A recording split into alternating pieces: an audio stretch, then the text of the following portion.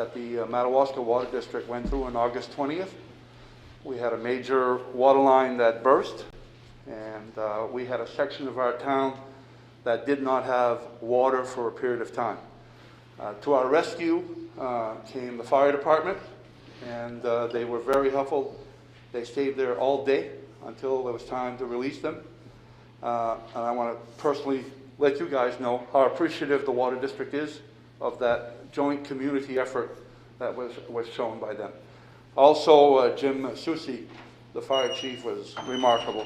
All day, I don't know if he was supposed to work that day or not, but he was there. We really appreciate that.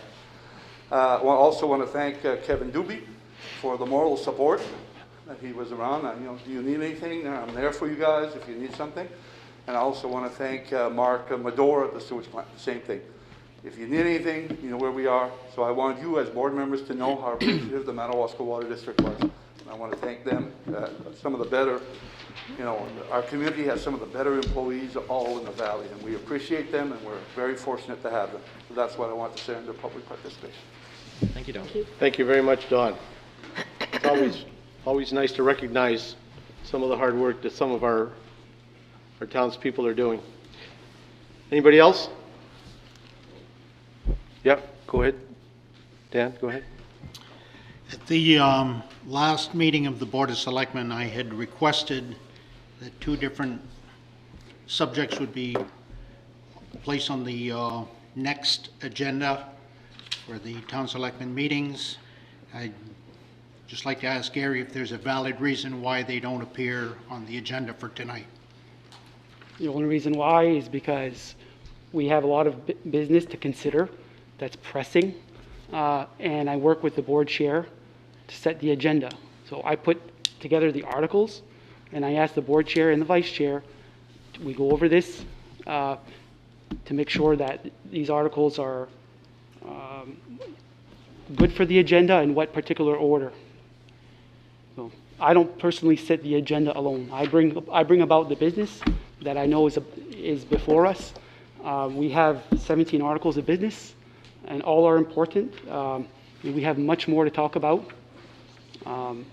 There's no other reason than that. Will these 2 issues be brought up? Will they be placed on the agenda for the next Board of Selectmen meeting? So can you please remind me of what the matters are that you want on the agenda? Because it's the board chairman that works on the agenda. I had specifically asked you to write them down so that they wouldn't be forgotten. And I'm just wondering if they are going to appear on an agenda at some point in time. I will work with the board. Well, now that we're recording it, I mean, as far as an open meeting. I mean, if the article is one for discussion for a time clock, then that's one that will come up in discussions with the chair and the vice chair. And then the other one was for the discussion on hiring employees, if that was what you're talking about. The second one was, I'm of the opinion that the Board of Selectmen should have some input and recommendations when it comes to the hiring or firing of any town employee. We can leave the ultimate decision in the hands of the town manager, as it has been, but I believe that the Board of Selectmen should have some input prior to either one of these taking place. Any comments here from the board? No. Anybody else have any? I just, I think, and I was there when you asked, and honestly, like, I totally forgot about it. There's an issue with, I always want to call it Dion Road. The snowmobile trail, and all, there were a number of articles on this agenda that got pushed to the next time. So, I guess, I mean, I'm not, well, I guess I am kind of jumping to Gary's defense, because I think part of the issue, which we also discussed, is for a little bit till we get caught up, we want to have meetings more often. So maybe when we set our next meeting, we could keep that in mind and not go till next month and put on the agenda the, you wanna get that, Doug, please? Answer it? Maybe we could Sorry. have the agenda items that we've been trailing behind that we need to catch up and do it like as early as next week or something. I don't know, Doug, if you think that's, Well, I mean, you it's know, certainly hard to cram everything into one night. you know, when it comes to time clocks, I mean, I'm not sure that we're really facing a problem there where we have issues. I mean, I understand that it's a great way of controlling who's in and out and at what time, but unless I'm hearing some real problems, I'm not sure that I'm ready to agree with going with the time clock. Hiring and firing people, well, I mean, you know, I don't know how you feel that you want to be involved in that scenario, but I believe that the selectmen should get to review any and all applicants for a job that's going to be for the town. At times, there are personality conflicts that could interfere with certain candidates for certain jobs, and that I'm afraid that we bypass candidates for certain jobs that would be perhaps more qualified. And I think that I think it's the board's responsibility to review these with the town manager, and I believe that the board should have some input. And when it comes to firing as well, if there are personality conflicts ever, which does happen in the real world, I think that the Board of Selectmen should be briefed on what's taking place, and that they should have their input, and that they should have their recommendations to the town manager. Coming back to the time clock, and the latest discharge of an employee, a time clock in Listen, the town office. I'm gonna stop you there. Hold on here. This is sorry, getting out of This hand. is executive session conversation, number one. Not a And time number clock. two, this is public participation. So if we want to put something on the agenda, request it's on the agenda, and let's handle this the way we're supposed to handle it. If you're gonna start talking about a discharged employee and a time clock and issues that you think, I personally, I mean, we all looked at everything. There's not one thing that Gary did that even looks like it could That's be. not what I'm saying. That he had a personality Most- issue. It's what you're implying, and it's what it makes it look like you're referring to, Dan. So first off, this is an executive session discussion, and second of all, it's public participation. Let's put it on an agenda and handle it the way we should. Okay, well, Okay. I asked the town manager to put it in writing, to have that appear on this meeting's agenda, and it hasn't. My point is, most places of employment have a punch clock for the employees. That's all I'm saying. And it can alleviate a lot of issues, a lot of problems when it comes to tardiness on a regular basis. That's all I'm saying. And I'm not targeting any individual incident. I'm just saying that a punch clock should be a necessary thing at a place of employment.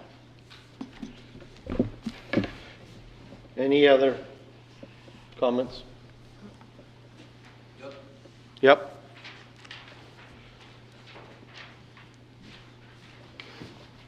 I've got a couple concerns in town with sidewalks, or should I say crosswalks. All right, before you get into that, as far as the discussions that we were having there, I mean, are we all done with that? We're all set with that? Okay. Okay, Gary, go ahead. Okay, number one, the crosswalk that they put in front of Shop and Save, they put that in no man's land. They put the crosswalk going into the medium of the Shop and Save parking lot, instead to one end or the other. So I live right across the street, and I see several people a day go to Shop and Save. They never walk to that crosswalk. They walk to the corner of the Bullies driveway, and they walk to where the recycling center is. And years ago, the crosswalk was there. And now, for some reason, it's been moved. and nobody's using it. And I will not go down the street to use a crosswalk to come back to my house. And I'm not only talking for myself, I'm talking for the people that live on 25th Avenue, that live in the apartments, that come down to go shopping on foot every day. Number one. Number two, there should be a crosswalk in front of D&M Plaza, which is Napa, Subway, and Ezzy Insurance. Because there's several people that take the sidewalk from the Taste to Freeze down the road, come to in front of my place of employment or my place of business, and they cut across the street there, and that's a blind street. Mr. Don knows that now. That's a blind area for people. When they cross the street there, they're liable to get hit. And then there's a third crosswalk. I'm trying to think where it is. I can't put my finger on that one. Anyway, those two crosswalks should be addressed. And then the other thing is our infamous little pocket park on the 11th Avenue. I think we had meetings back in January, February, talking about how to park vehicles in that parking area. Well, today I passed by and I see arrows going into that park, and the arrow says on the upper end of the 11th Avenue and out by your building. Mm-hmm. Well, if we follow those arrows, the parking spaces that's put in the middle there, nobody can park there because they're opposite of what they're supposed to be. Either they shouldn't have, and first of all, they shouldn't have been put any there, because I myself 3 or 4 times tried to park my vehicle in any of those parking slots except for the one at the end, that I can't go in there straight and park into that parking area. So that's a concern I had for safety reasons on that park. I've noticed those lines. Number two is there was supposed to be ample lighting put into that park so that the parking area would be well lit. There's a light on the street, and there's your little string lights, but there's no lights whatsoever in that parking lot. And in the far corner, it's dark and black and ready for people to do whatever they want to do in that corner. So that should be addressed. I think that's all I have for this. Thank you. Very good. Gary, I mean, the question of the lighting in the back of that pocket park. So the lighting is not something that was in the bid contract. It's Right. something that we'll have to decide as a board to put in and fund to put in that street light. So it's not that we decided we weren't going to do it. It's just that it wasn't something that was in the contract to be done. Okay. You know, the lines as Gary is indicating right now as far as the parking, if you do follow the arrows in and out of that parking area, the center parking lines there are in the wrong direction. I don't know if you took a look at that or if you've ever noticed it, but anyway, if you take a look at it, I think we could address that at some point. But anyway, I mean, they're kind of directed so that you would have to come in from the other side, the other entrance, which is the exit, to be able to park in those parking spots. So those lines too should be addressed. Okay. We're still under public participation. Was there anybody else? Paul? Maybe I have a couple of... Nope. Yep. This won't take long. Right? Okay, the only thing I have is just when I come to the gym, I notice there's a few cracks a little bit on the front, right in front of where it says community center there. It's that section there that needs to be tarred. So that's why I'm bringing that up tonight, just to let you guys know. Because it's got a few broken tires that needs to be, just that section to be tarred. So that's why I use that other wing to get in. That's it. Very good. Well noted. Yes, Mr. Talbot.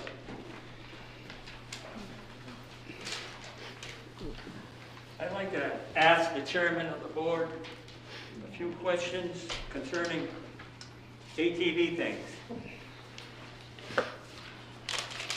I'd like to get a feeling of how you feel about this. Why do you think Governor Mills never requested due legal process from the town of Madawaska to post ATV signs? She never applied. You've heard of the of the governor's ATV program, I imagine, right? On the radio or TV or something? Yeah, but you're dealing with a public road here at this point. I beg your pardon? You're dealing with a public road? Yes, I'm only concerned about. So the why are public you road. questioning this board about a public road? We don't have control over this public board. You don't have control over the public roads? Well, as far as I'm aware, we don't. State road. It's a state road. I'm talking about town roads. Well, town roads, this is what area, the road that you're talking about. Is Which his road road, am Gary, I do you talking know? His road, is that Are you a, referring to Talbot Road? I'm talking about all Madawaska public roads. Okay. You are an official of the town, right? yes, and so I guess Well- I'm trying to answer you. You're telling me something that, you're saying that belongs to the state? I'm saying the state controls that road. That particular road that you are talking I had a about. conversation with people on the Department of Transportation, and they said it was not their jurisdiction, it was the jurisdiction of the town of Madawaska. Is there somebody here that could answer this gentleman? Yeah, please. What's the question? No, but I mean, Mr. Chairman, you know, if he's got a question, Can you repeat the question? He wants to hear the question. Why do you think Governor Mills never requested due legal process from the town of Madawaska to post ATV signs? Because that's what she should have done. And who made that request? You're No, saying that he's it's- asking it's- why the governor didn't request it of us, and I don't even know how you would want us to answer, or want Doug to answer, what the governor is thinking about anything. I mean, The towns, I'm asking the chairman of the board what his opinion is of this. Mr. Chair, if I may, Go ahead. the towns boards have Could you jurisdiction. speak a little louder, please? The I can't town's hear. boards, excuse me, the town's boards have jurisdiction over town roads. The town roads, the board does not have jurisdiction to set speed limits. The town's I'm not talking council, about speed limits, sir. The I'm town's talking council about has the posting authority- signs. the town's board has authority to designate trail access on town roads. But they do not have authority to change speed limits, even for ATVs. Excuse me, are you saying the town does not have authority to demand due legal process from somebody that requests to put up signs on the public roads? Mr. Talbot, I don't understand your question. You obviously have an angle, can you please? Okay, I'll have to elaborate on come it? here with some legal papers and show you. Bring the legal papers. But, Mr. Talbot, you're trying to rehash a decision made by previous boards time and time again. I don't care about previous boards, I'm talking about the present right now.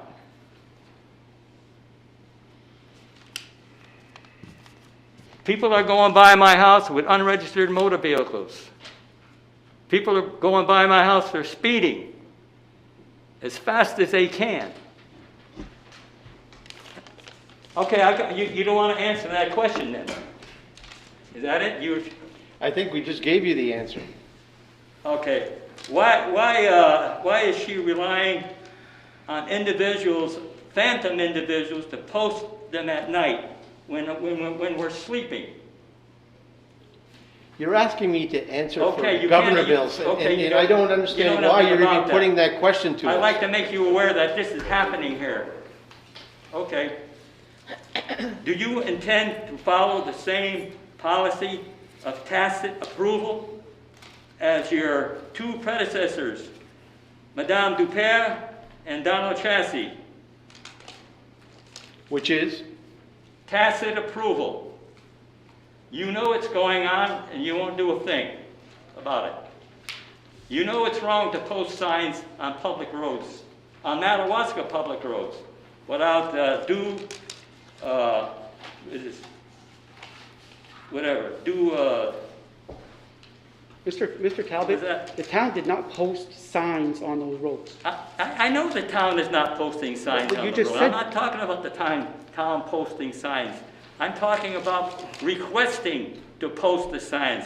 It's against the law to post a sign or take down a sign on a public road. You agree with that? I would have to look at the statute. You don't know about it? You know, Mr. Talbot, I find it hard to believe that you don't know things like that and you're a town manager.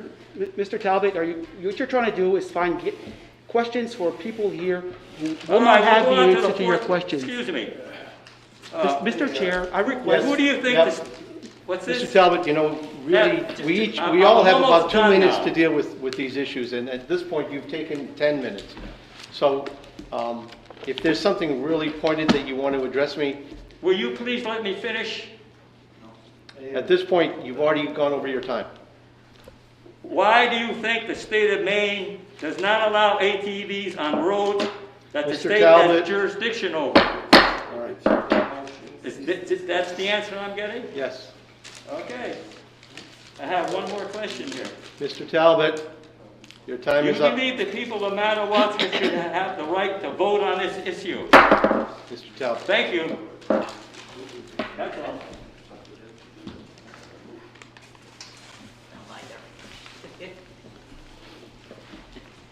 Okay, what's the story? Do I get an answer tonight or I don't? What I came 2 months ago, you guys looked into it for Jake brake signs to get put up at the lake, or you don't have an ordinance in Madawaska? That's what I want to know, and that's what I came last month for. Now I'm back here for it. We do not have a Jake brake ordinance townwide. Okay, when you gonna make one?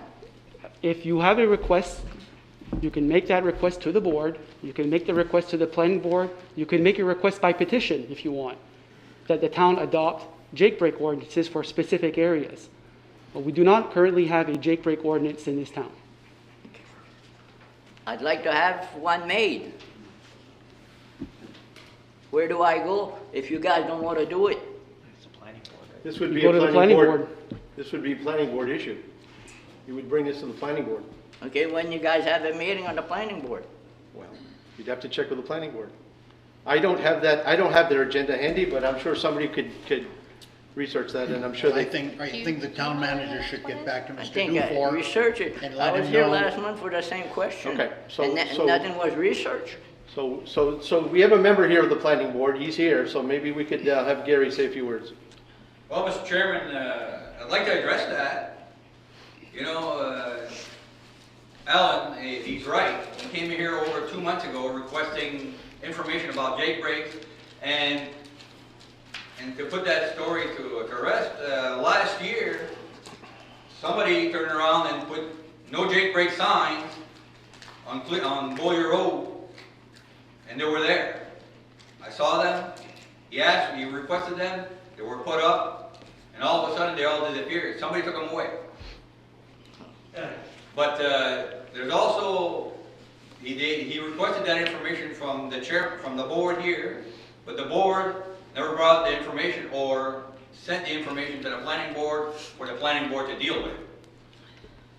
And Mr. Dufour is not the only one that has a problem with Jake brakes. We have Jake brakes all over this town. We have a problem with Jake brakes all over this town.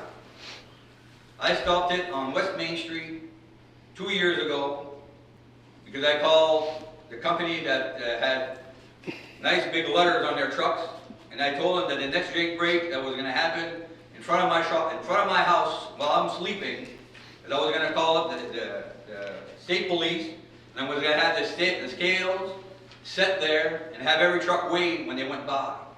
The Jake brakes stopped the next morning. Did you ever address this with the state at all? Was this ever brought up? Have you ever discussed this with the state, why some of these signs were or were not put up? There's a Or state can law we? that there's not supposed to be any excessive noise. But I'm talking about There's a the, state I'm law. talking about the signs themselves. But the signs themselves, no. I didn't ask. I just called up the company and I told them, look, this is Mr. what- Dufour, this I is what think we're requesting. you know Mr. Dufour? I'll answer that question. I went to DOT in Presque Isle, okay? I told them about the jailbreak signs, they said that we don't have nothing to do with that. And now I'm trying to find out if there's an ordinance in Madawaska. There isn't one. Okay. What you gotta do to find one to get one done? Mr. Dufour, do you think you can help Mr. Dufour?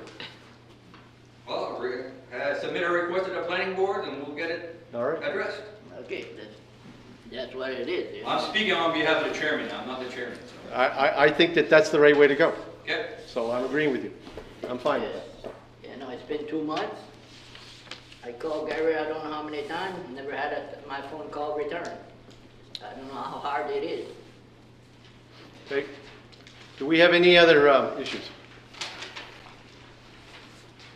All right, let's move on to Article 3, which we're going to move Article 12 up to Article 3 or in the next article.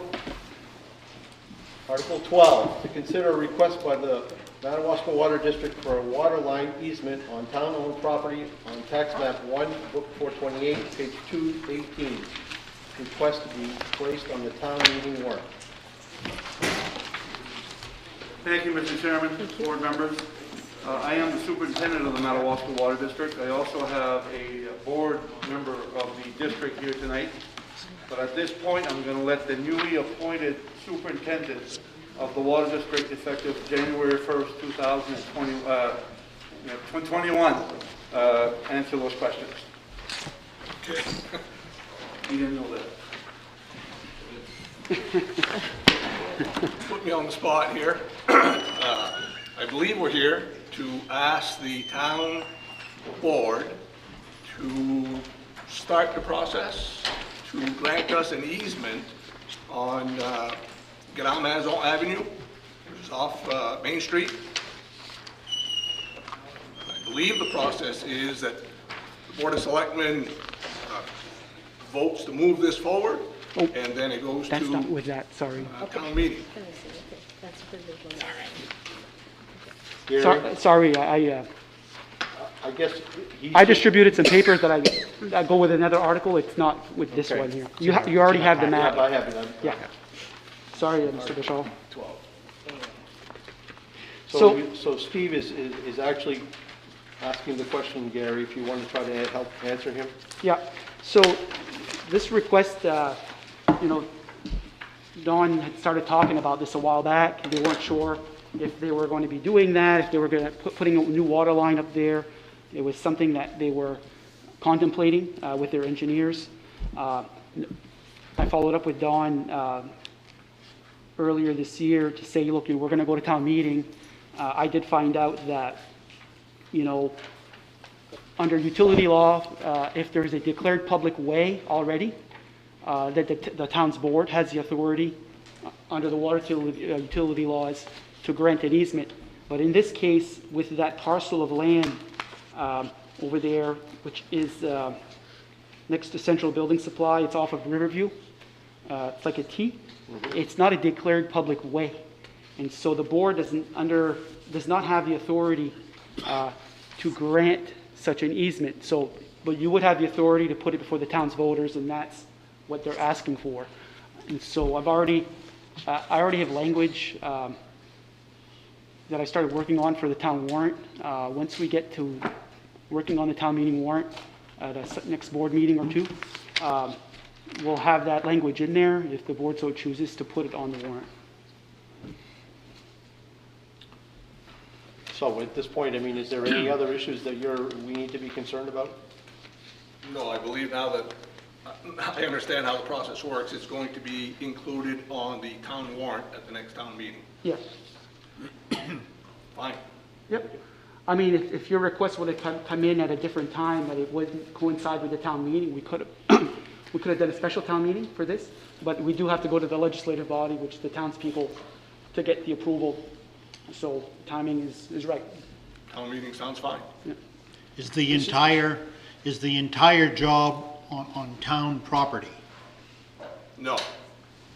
The only, the part of the job that would be on town property on that non-declared town road, or however you reference to it, is to bring the pipe from Main Street up to Riverview Street, across the ways on Riverview Street, and then onto a piece of property that the Water District owns that we bought from Mr. Louis Desjardins.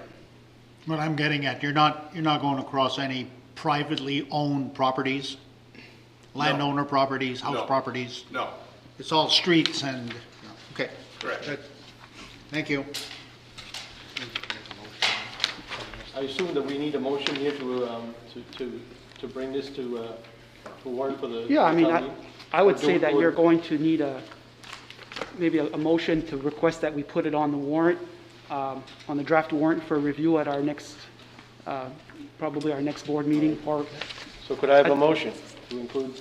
their I make a request? motion to include this request for the town meeting. For a second? Second. All in favor? Opposed? Motion carried. Thank you very much. Thank you. Thank you, guys.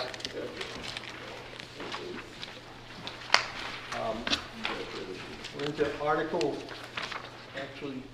3 now, to consider other business and adjustments to the agenda. Anything else there? yes, so I did add one item of other business. I have put that in front of you. We received a 30-day notification from the town of Senegat to withdraw from the code enforcement interlocal agreement. We provided interlocal code enforcement services to Senegat for a few years now. And so right now, we're without code enforcement. There's been some concerns there with that. And as part of our interlocal agreement, if either party wants to pull out of it, you can do so with 30 days notice. And so their email attached to this provides that notice. I did touch base with Senegat. Most of our code enforcement services are seasonal there. So generally speaking, May through October is the permitting season. So we've already provided most of the services per that agreement. So I let them know that we're going to look to prorate that the billing for those services, so that they don't have to pay for what's left to,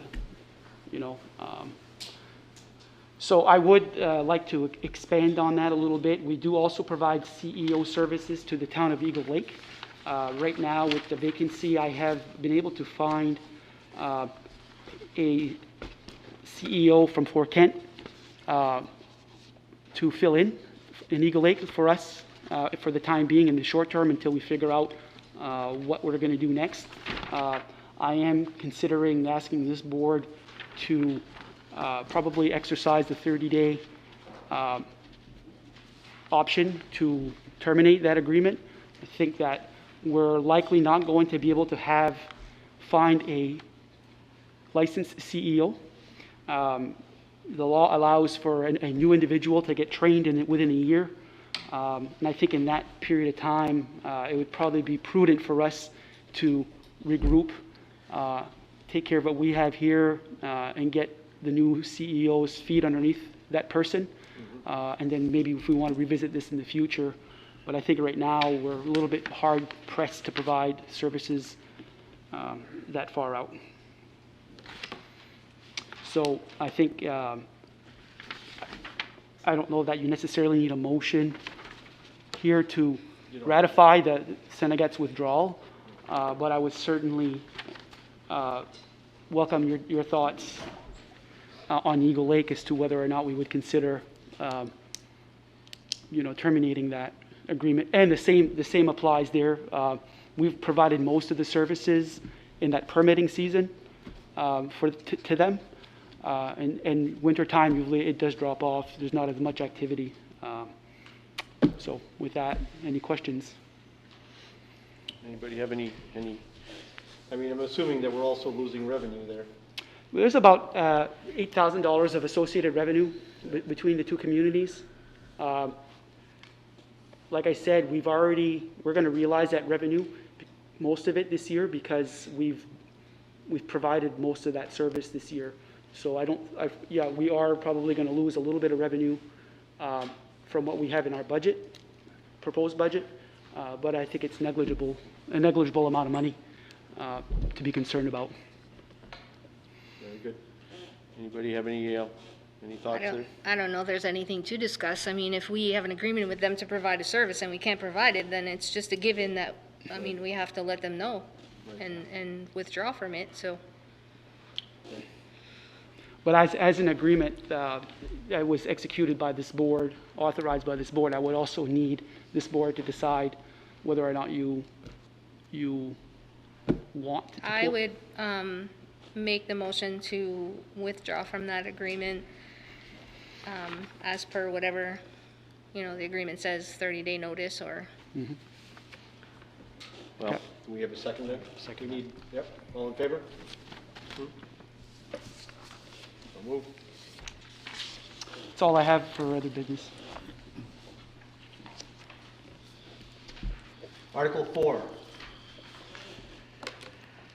Consider Board of Selectmen meeting minutes of July 28, August 4, August 17, August 27, and the joint meeting minutes of the Board of Finance Committee of August 11, August 12, August 19, and September 2. I make a motion to accept all those minutes. A second. Any discussion? All in favor? Opposed? Motion carried.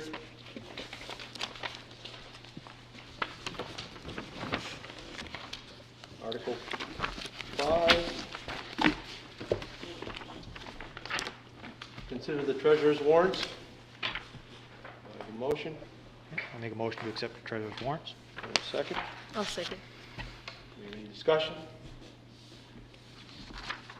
No discussion. All in favor? Opposed?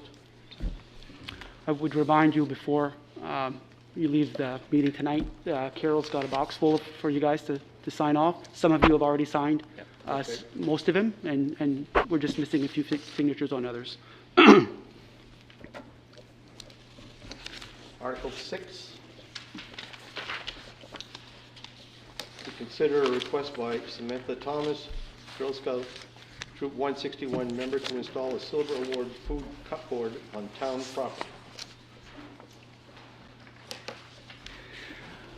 Hi, Sam.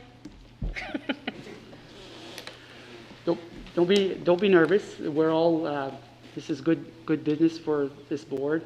And we welcome you, and we want you to be comfortable in making your request. Good evening. My name is Samantha. Good evening. My name is Samantha Thomas, and I am a third-year cadet Girl Scout with the Madawaska Girl Scout Troop 161. I'm working on my Silver Award project, which is the highest award a Girl Scout can achieve. My project is Feed the Need Little Food Pantry. I spent time learning what our community needed and was approved by the Girl Scouts of Maine to build a food pantry. My pantry will have non-perishable items, items for pets, baby items, and hygiene products. From November 1st to May 1st, I will only put dry goods that will not freeze. The other months, I will add all items because I will not have to worry about things freezing. The hope is that if someone has an item at home they are not going to use, they will drop it off at the pantry box for someone else to use. Part of my project is to keep this pantry going until I leave for college and have another person take it over. I would like to ask permission from the town select people to place my little food pantry box on town property. I was thinking outside the town office because it gives privacy to those that are going to use the pantry, and the yard is cleaned and available year-round. Another option I thought was the new pocket park on 11th Ave, but I'm worried the park will not be cleared with snow during the winter months. I asked the town select people for your input on where you think I should put the pantry if approved tonight. Thank you for your help. Well done. You have to stay in case we have a question. You're not free to go yet. So, working with Lori has worked closely with the girls, with Samantha and her mom on this. We wanted to put something together for like an agreement that gives them access to a location in town. You can see in the draft, and you guys have a copy of this agreement. We've been sharing drafts and going back and forth, and it just kind of outlines what they're trying to accomplish and what the intent of the food drop-off box is. I didn't really choose a location. You can see that I've left that blank there. We've talked about the pocket park, we've talked about the town office, we've talked about potentially the library as being a good location, but that would have to go before the library board. So I think it's up for discussion tonight with everybody and the board as to what might be a good location for the food drop-off box. And the agreement that's in front of you outlines the terms of the agreement, and if approved, would be signed by this board, Jean and Samantha. What is the time frame that we're looking at here?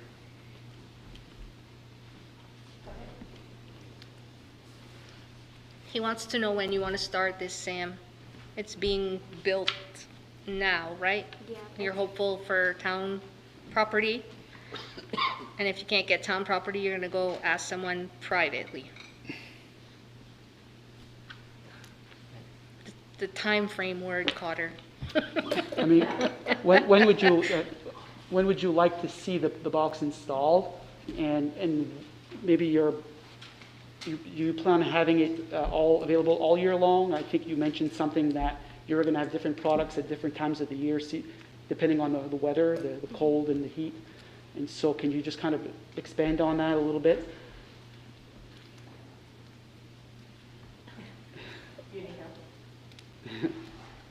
So the box is going to be available all year long. Okay. We would take out all of the items that freeze during the winter and we would keep them at our house in our warm basement, and then switch them out on May 1st. We would start putting canned goods in there and stuff that freezes. So we want it to be available all year long to whomever. We're looking at by the end of September, it's being built. It's going to be built this week. Mm-hmm. It's not going to be ready for this weekend with the Fall Fest. We would need to get it, because we have it in a planter, so we need cement in there, and with the cold temps, I don't know if it would dry fast enough to be able to put it up. Is it going to be does it need to be mounted up on something? No, she has her drawing. Oh, okay. Samantha? I'll just go around with it.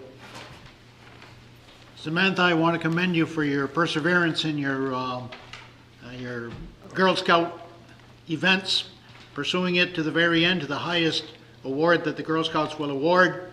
I'm sure that when you joined the Girl Scouts, you probably had a lot of friends that joined with you that are no longer there. I like to see people that are tenacious and vigorous and see things to the end. Congratulations. So I guess one of the spots mentioned was the town office, and I'd like to ask Gary, what do you think about space there? Is that something viable for that size of?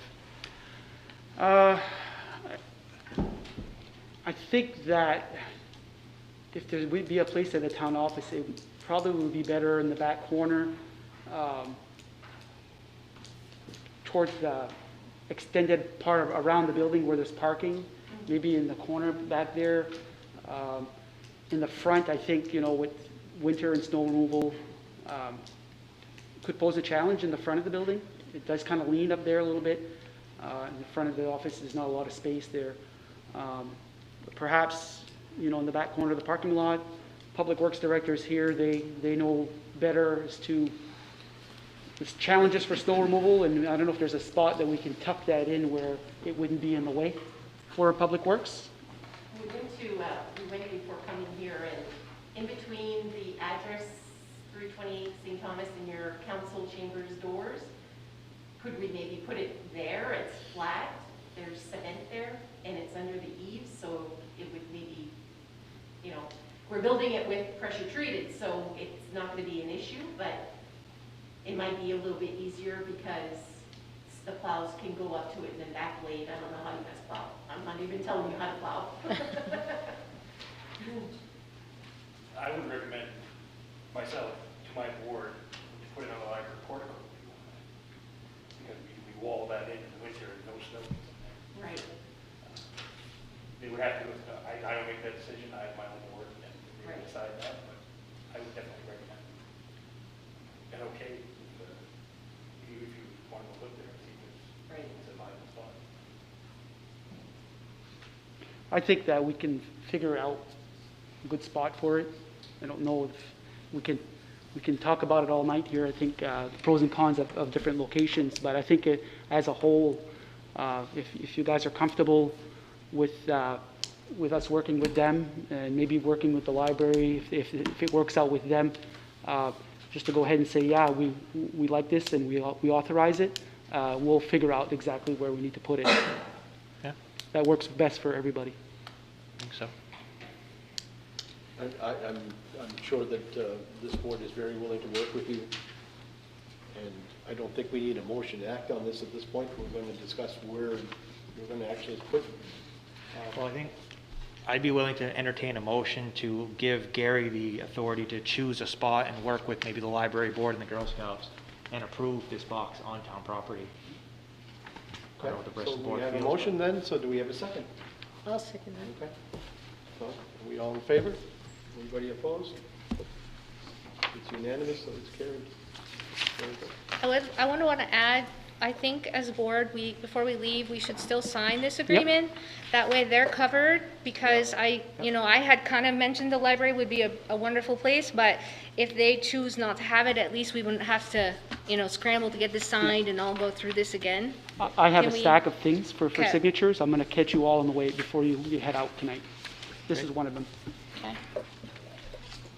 You don't need me to stay though to sign that. I can maybe go down. We can do that later. Okay. Yep. But you are welcome to stay. It's good experience for her, I'm telling you. She needs to sign it too. Yeah. Okay, moving on to Article 7. Consider liquor license renewals for Big Rick's Burger and Wings and Long Lake Country Club. Article 7. So the liquor licenses are ultimately approved by the state of Maine, but they do come before the board. The board has an opportunity to weigh in. Typically, there's a public hearing process, but in the case of renewals, the licensee can request a waiver of hearing if there haven't been any issues of law enforcement or crime and stuff like that. So in a brand new application, we cannot waive the public hearing process, but in a renewal process, we can. And so you have right here is basically the request letter to waive the hearing, and for each of these businesses and their respective applications for renewal of their liquor licenses for 1 year. I'm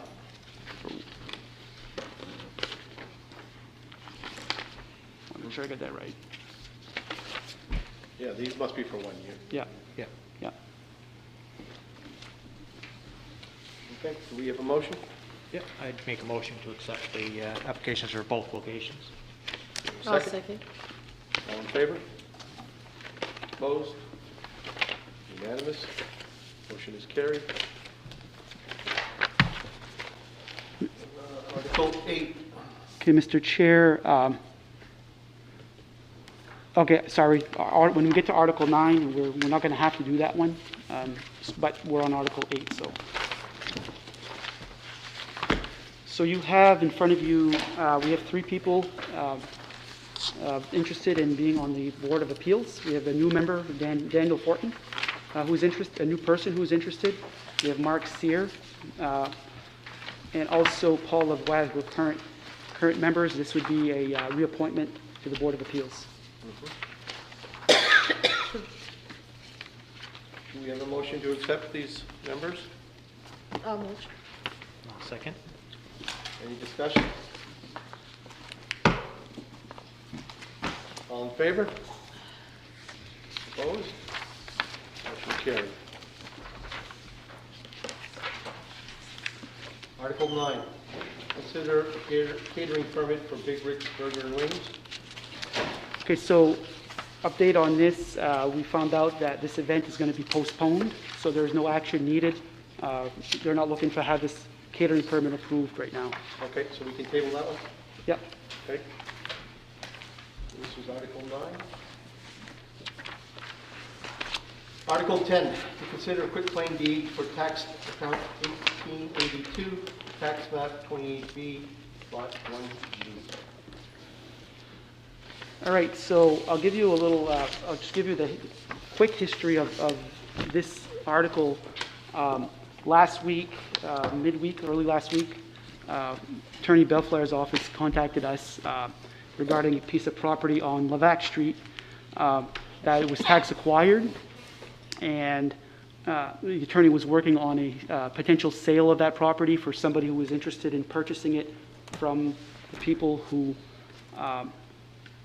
lost it to taxes. And so the people who have it now, well, it is town property right now, but under the matured tax lien are the children of Mr. Levac, who is deceased now, and that had to work its way through the process. So when Mr. Belflair, when Attorney Belflair contacted me, I said, you know, it's good timing. We're putting out a board agenda so we can get this done quickly. So send me a quitclaim deed. The board is under the town's reoccurring article in the town meeting warrant is authorized to sell tax acquired property after first offering it to whoever lost it, whoever would have lost it.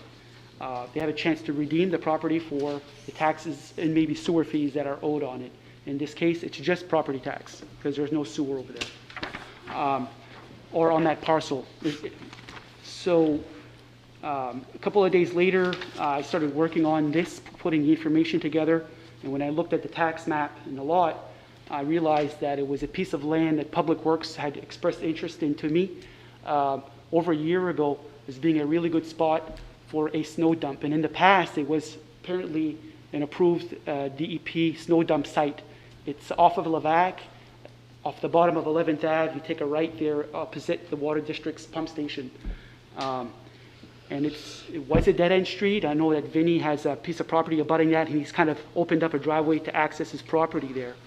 And so when I realized that it was a piece of property that we, Public Works, had expressed interest in because of its central location to be able to be a snow dump for the town, because of its remoteness, it's wooded, it's not too far from a brook, it's an previously approved area. I said, you know, I've got to do my due diligence and let Public Works have an opportunity to make their case, whether or not to release the property back to the previous owners. And so Mr. Belflair's quitclaim deed was not ready to be part of your agenda pack last Friday. It came in yesterday afternoon. And so he followed up with me this morning, and I let him know. I said, Bob, I have it, but you know, here's the situation, and I kind of explained to him exactly what I just explained to you. And so that prompted some discussions between Vinny. Vinny is interested in purchasing. He's in a butter. And he would be purchasing from the people who we would release the property back to.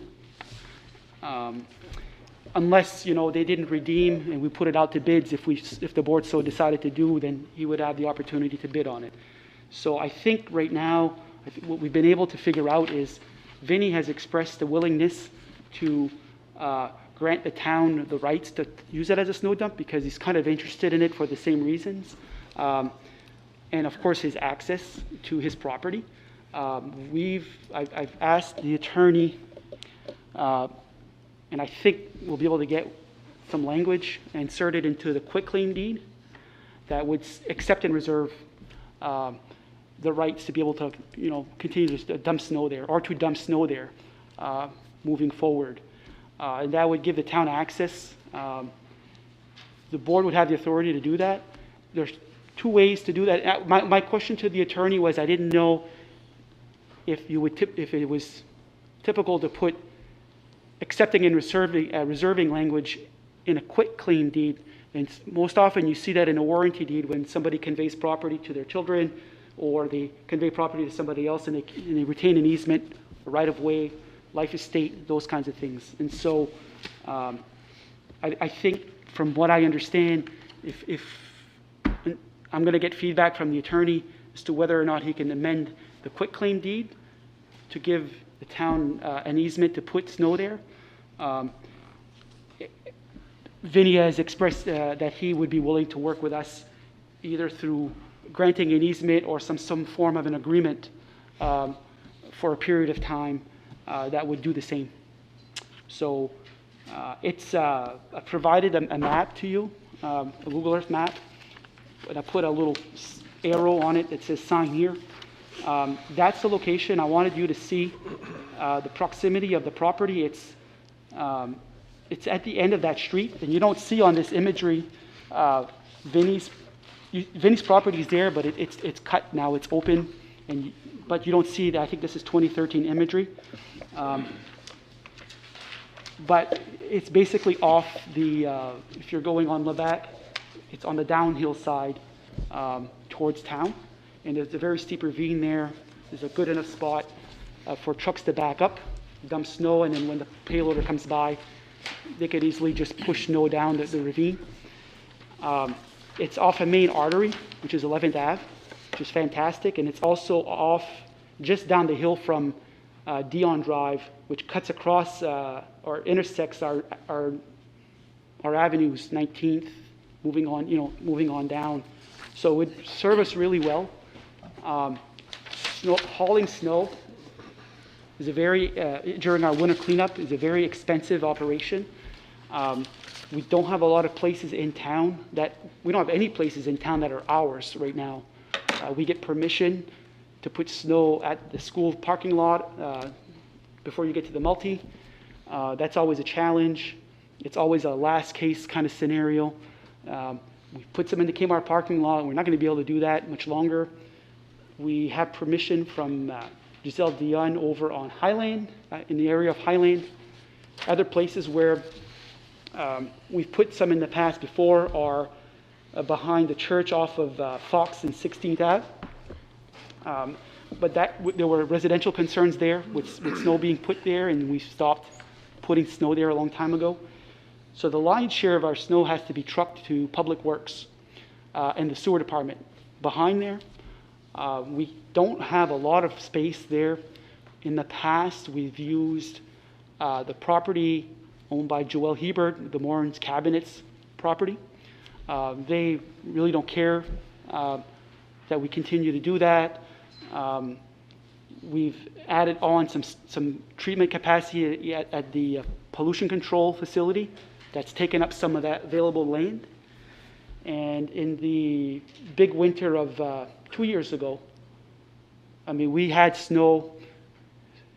We ran out of room over there, and we were putting snow. We had to hire Pelletiers to come, Ed Pelletier Construction to come in and two-stage create a plateau on top of it so we could do a second level for our snow dump. Now, that was not a normal year for snow, I hope. I just wanted you to have a picture as to how valuable this location would be, because it would save us money. One of the bigger issues that we've seen in the past couple of years is that there's not a lot of contractors interested in providing trucks to haul snow. We have some of our own trucks. We also contract out. Contractors there's not as many that are interested, and I think in speaking with Kevin, they have what he's heard from his contractors is that they have a hard time finding people to drive those trucks at 2 a.m. in the morning. And so not only is it's expensive to haul the snow down that far, when you don't have the trucks to keep your payloader going, it's costing a lot of money per hour. So this, I strongly encourage this board to consider, retaining some rights there to be able to utilize that. It's a perfect area with the information that I have right now. I'd be willing to take any questions, and if you have any questions for our Public Works Director, I would encourage you to ask him as well. Go ahead, Gary. Who is purchasing the property? So, Now, okay, number one. Number two, if you already own the property, because by tax Required. lien, right? Because you had to pay your taxes, so the town literally owns the property at this point. yes. So the question I have is, why are we giving a quitclaim deed to a property that the town, in its best interest, could keep it for themselves and use it for the next upteen years? And number three, was it offered to the general public before it was offered to anybody else? Could we let Vinny to explain how Well, we got to where? I will in just a second, but I want to hit on Gary's last question. Gary, the property hasn't been offered yet out to bid. Right now, we're at a point that the board has to decide what they're going to do with that, what they would do with that property. And if they were going to dispose of it, they first have to offer it back to the people who lost it. That's how the town meeting article reads. Shall the voters of Madawaska, I don't remember the exact words, authorize the Board of Selectmen to dispose of tax-acquired property after first offering it back to the prior owner. So if they were to decide to sell it, they would have to first offer it back to whoever lost it, as long as they pay all of their taxes. Correct. Okay? So Vinny has already been working to buy that piece of land, but it was all tied up because the monsieur passed away. And so right now, the way this would work, if I understand it, if the board says, you know, we would be okay with the easement, Vinny is going to work with the people who lost it. They're going to redeem the property themselves. Okay? They're going to pay the taxes. The town's going to sign a quitclaim deed back to them, So and he could buy it. So you're answering my question. The Yes. question is, my question was, who is the quitclaim deed going to? So it's going back to the original owner. It's yes. And then after it goes back to the original owner, then you work out the detail. Yeah. That's all I needed to know, Yeah. because if it wasn't going back to the original owner, then it would have to have gone back to bid. Right. Yeah. So that, you know, the general public would have a chance to bid on it, and if it doesn't, whatever happens after that. Right. Okay. Yeah. Right, that's all we want to decide, and then we're gonna hopefully put an easement into the deed first, and Vinny's agreed to that, and it'll Correct, work but the for quitclaim everybody. deed- Yeah, but the explanation wasn't done that it was going back to the original owner. I didn't understand that part. Yeah, it's okay. Now, I didn't explain that Now, if it's going back to well. the original owner, then the original owner can dispose of the property. Yes. And I feel comfortable with that. It's just I didn't want this piece of property to be offered to anybody before it was offered to the general public. No. Thank you. Yep, go ahead, Vinny. Thank you, Mr. Chair. This piece of property we've been working on, I talked to Kevin about 2 years ago on it, and he said, Vinny, while Mr. Nile was still alive, he goes, why didn't you purchase it? Because I knew that it was feasible for a snow dump. As you know, in the middle of town, I don't have much place to put my snow, so I end up by hauling it all over. So to me, in my mind, it was a piece of property to do the snow dump. So I was working with Nile, and the gentleman passed away. So we had a price set, and we're gonna do the closing the next month. I knew he was back on taxes, because he says I still owe a year and I'm not current. When he died, with the will and the deed and everything else, it took almost 2 years, and they posted the property for sale. That's why when I was working, we've been working on it for about 3 months with Bob Bethler. We came to a price and everything else. I told him to do a search, his due diligence, to find out what was owed on back taxes. So when he did that, he seen the liens. And the last one was matured, what is it, only 20 April. days? The lien that foreclosed was in April. April. For 3 years. So with this COVID and everything going on, and Bob Bethler was on vacation for a while, we finally got to it and said, look, I made them they accepted an offer, I got a sale, a tentative agreement. I understand how the procedures of town, it goes given back to the people that owned it, but technically, the family didn't know about the back taxes until it came to light here. So, I understand that the town would like to use the property for snow dump. I get no problem with that. That's what I want to use it for. I don't mind doing an easement. I know with the claim deed, I don't think you can do the easement in it, but what I can do is signing, when we pay the taxes, I can make an easement to the town, as long as the DEP approves it for a snow dump, I allow the town to use it, because that's what I'm gonna use it for. So I'm just buying that piece of property to butt mine, give me a bigger driveway going in, and using it for a snow dump. So, and I've talked to Kevin, I have, as you can see that map that goes around, I own 23 acres in that corner that I'm gonna widen up, we can use it all for snow. In the winter, I don't mind, quick, it's close in town, it's already been approved, so if you wanna use the back side of the property also, this is only, I think, 3.8 acres, and I have 20 acres in that area. So it would give the town feasibility for a snow dump area that I'm not using, gonna build anything. And in my lifetime, I don't see myself building anything. There's a little garage there, I plan to take it out, flatten everything out, so the trucks can back up. I've been working on this for, I think when I talked to Kevin, that 2.5 years, almost 3 years ago. Just that the circumstances, Mr. Now dying, passing away, everything else, and his daughter and his son picking up each piece of the properties, and we had to go through the probate court and get everything settled.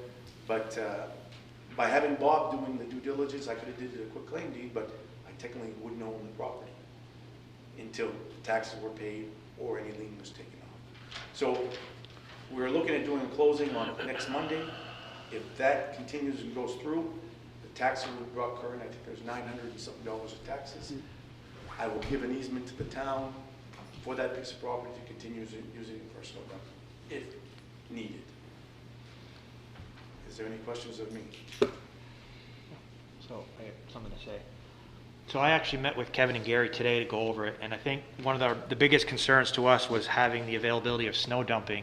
And Kevin did bring up a couple other things that he wanted to use it for, and maybe we can ask Kevin to mention that. But I think, I mean, the town benefits from allowing the property to go back to the original owner, because we'll end up collecting the taxes, and we'll have a future taxpayer as well occupying that property. So I think if we can satisfy the needs of Kevin and satisfy the needs of Vince together, we can all, come away with this as something positive. So Kevin, if you don't mind. Yep. The only issue that I would have is that, as you know, behind the town garage, we're running out of room to dump fill.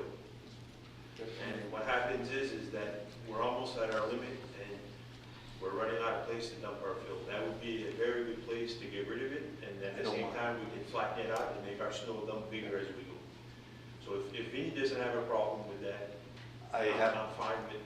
I'm fine with that, plus on the other side, I got 23 acres available to fill, so I can take, for the next 50 years, all the fill it down. That was my only question. That's not a problem. We can include it in the easement to dump snow in the summer, dump fill. I don't mind. I don't see any real roadblocks here. I mean, with easements, as we're discussing, the town's protected, and Vinny can go about his business too. I think that's a win-win deal for everybody. Anybody else? Thank you, Mr. Chair. You're welcome.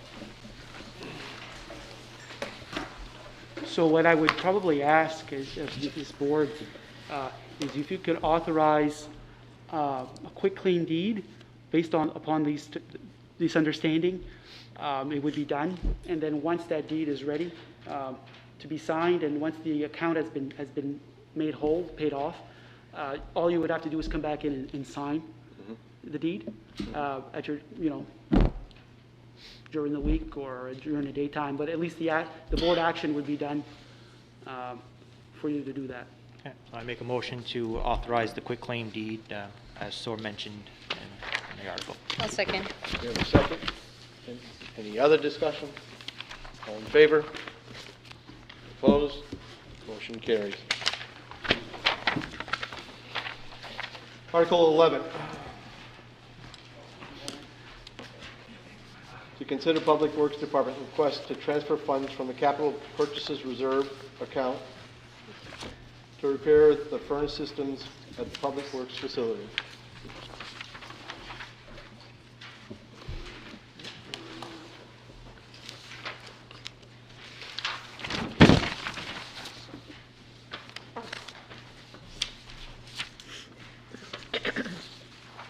Kevin, do you want to say anything about what we're attempting here?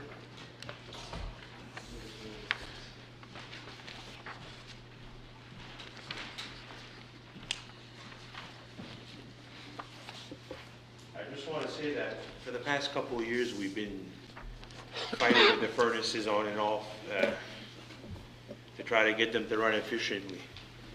Last year, we did some work with some of them at the town garage by Central Building, and we did make a little bit of improvements on it, but what happens is that there's no heat on the school department side because our reclaimer, the heat reclaimer, the whole thing collapsed, it's all rotted out, then it's time.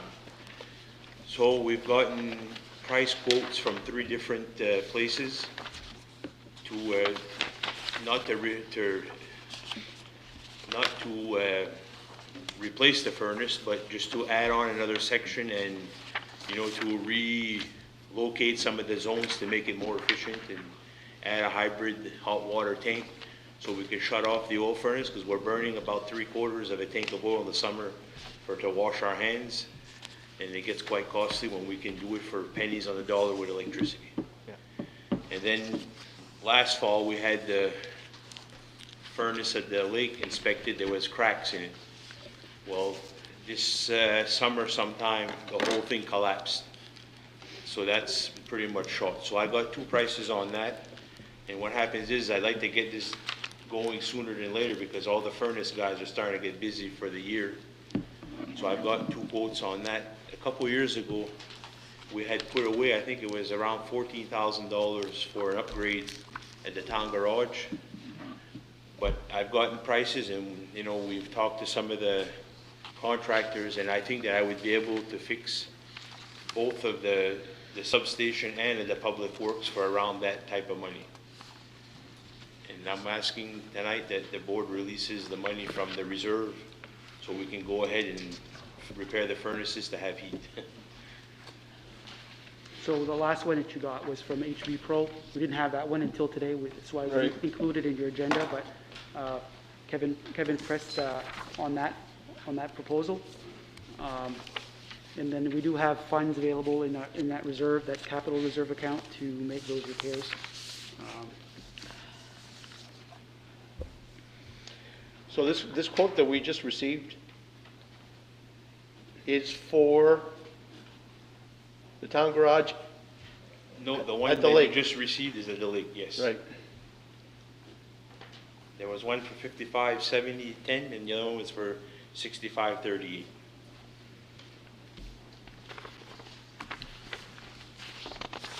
I have a question. Yep, go ahead. Part of this is used by the school department, right? The school buses? For the public works in town. Is there a reason why they're not paying some of this bill? I've It's for their questioned that in buses. the past and I've questioned that in the past and like I said, So we just keep paying their tab.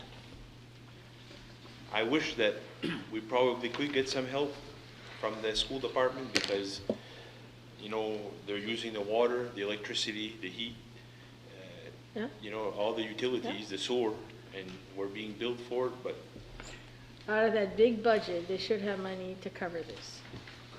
I would put their school buses in the snowbank until they forward a little bit of money to pay the heat for their buses. It's totally not. I think it would only be fair, but like I said, you know, I'm not the one that makes that decision as far as, you know, who. Gary, maybe you can elaborate on this a little bit between the relationships between the town and the school. I think that that's a discussion that probably should be a discussion of the board and the school board to figure out what the relationship there is. Talk about the history, talk about the cost, and talk about any concerns that each party may have. And I think it would be only fair to have them included in the discussion as to, you know, if it is desired as board for them to participate more financially, then they ought to have an opportunity to discuss that when you be ready so that they can put that money into their budget line item somewhere. And so right now, I think Kevin's concern is that what's going on the bus side is placing so much demand for heat on the boiler that it's tripping it out all the time. And so, and here we are going into winter with something needs to get done. And so right now, you have in front of you a proposal.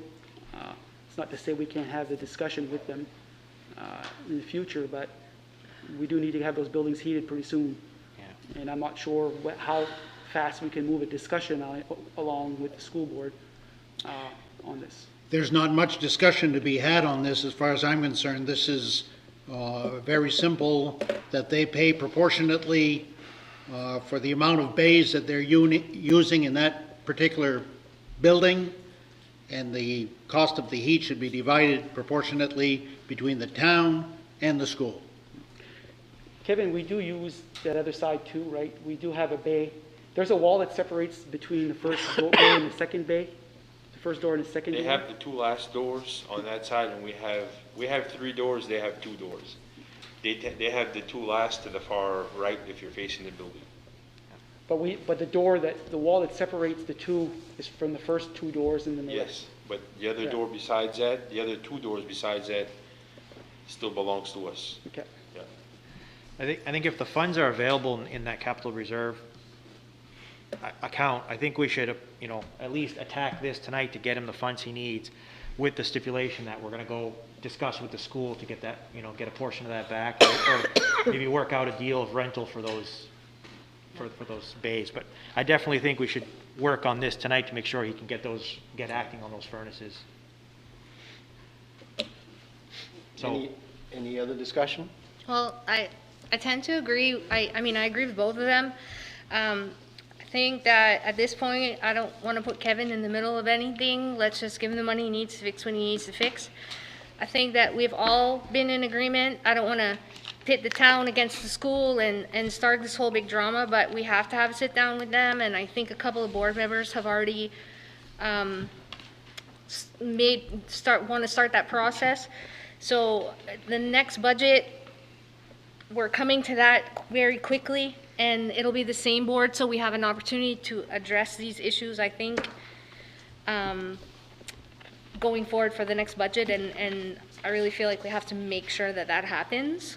But for tonight, I agree that let's just let Kevin get this done, and because they don't have this in their budget right now.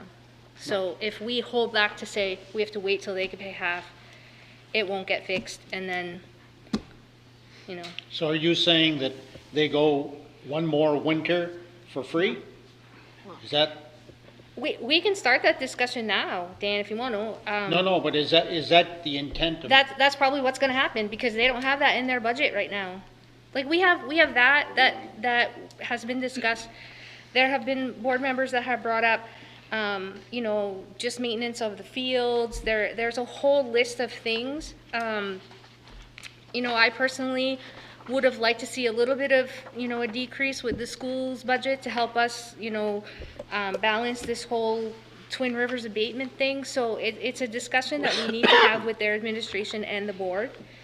To expect that we're going to get them to start paying anything or change anything right now when their budget's already been approved is, well, it's not, I don't think it's possible. Well, I understand that, but it's as easy as closing 2 gate valves and a switch on the circulator, and your part of the building stays cold for this winter.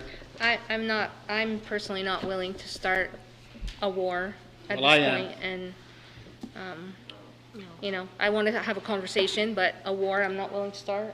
Well, not a war, but you pay for what you get. If you want heat, pay and you get heat. We're not paying to be here right now, and the heat's on. So I'm just saying, you have to look at both sides, and we need to have this conversation with them as a board to be, I agree. There are a lot of factors. I agree. There's a whole list of things that we would like to discuss with them, and we're all learning these things as we go, but I would like to sit and have a negotiation and talk to them and see what we can all work out together, instead of just, slamming the hammer down and saying we're done, I agree with Jason. I don't. So I'll make a motion that we go ahead and approve the transfer of funds from the capital reserve account. I'll second that. We have a second. Any other discussion? Yeah, go ahead, Just Dan. one quick question. Is anybody going to approach the school department and set a time and a date when we're going to sit down and actually conduct this inquiry with them? I think Jason has already requested of Gary that he set something up.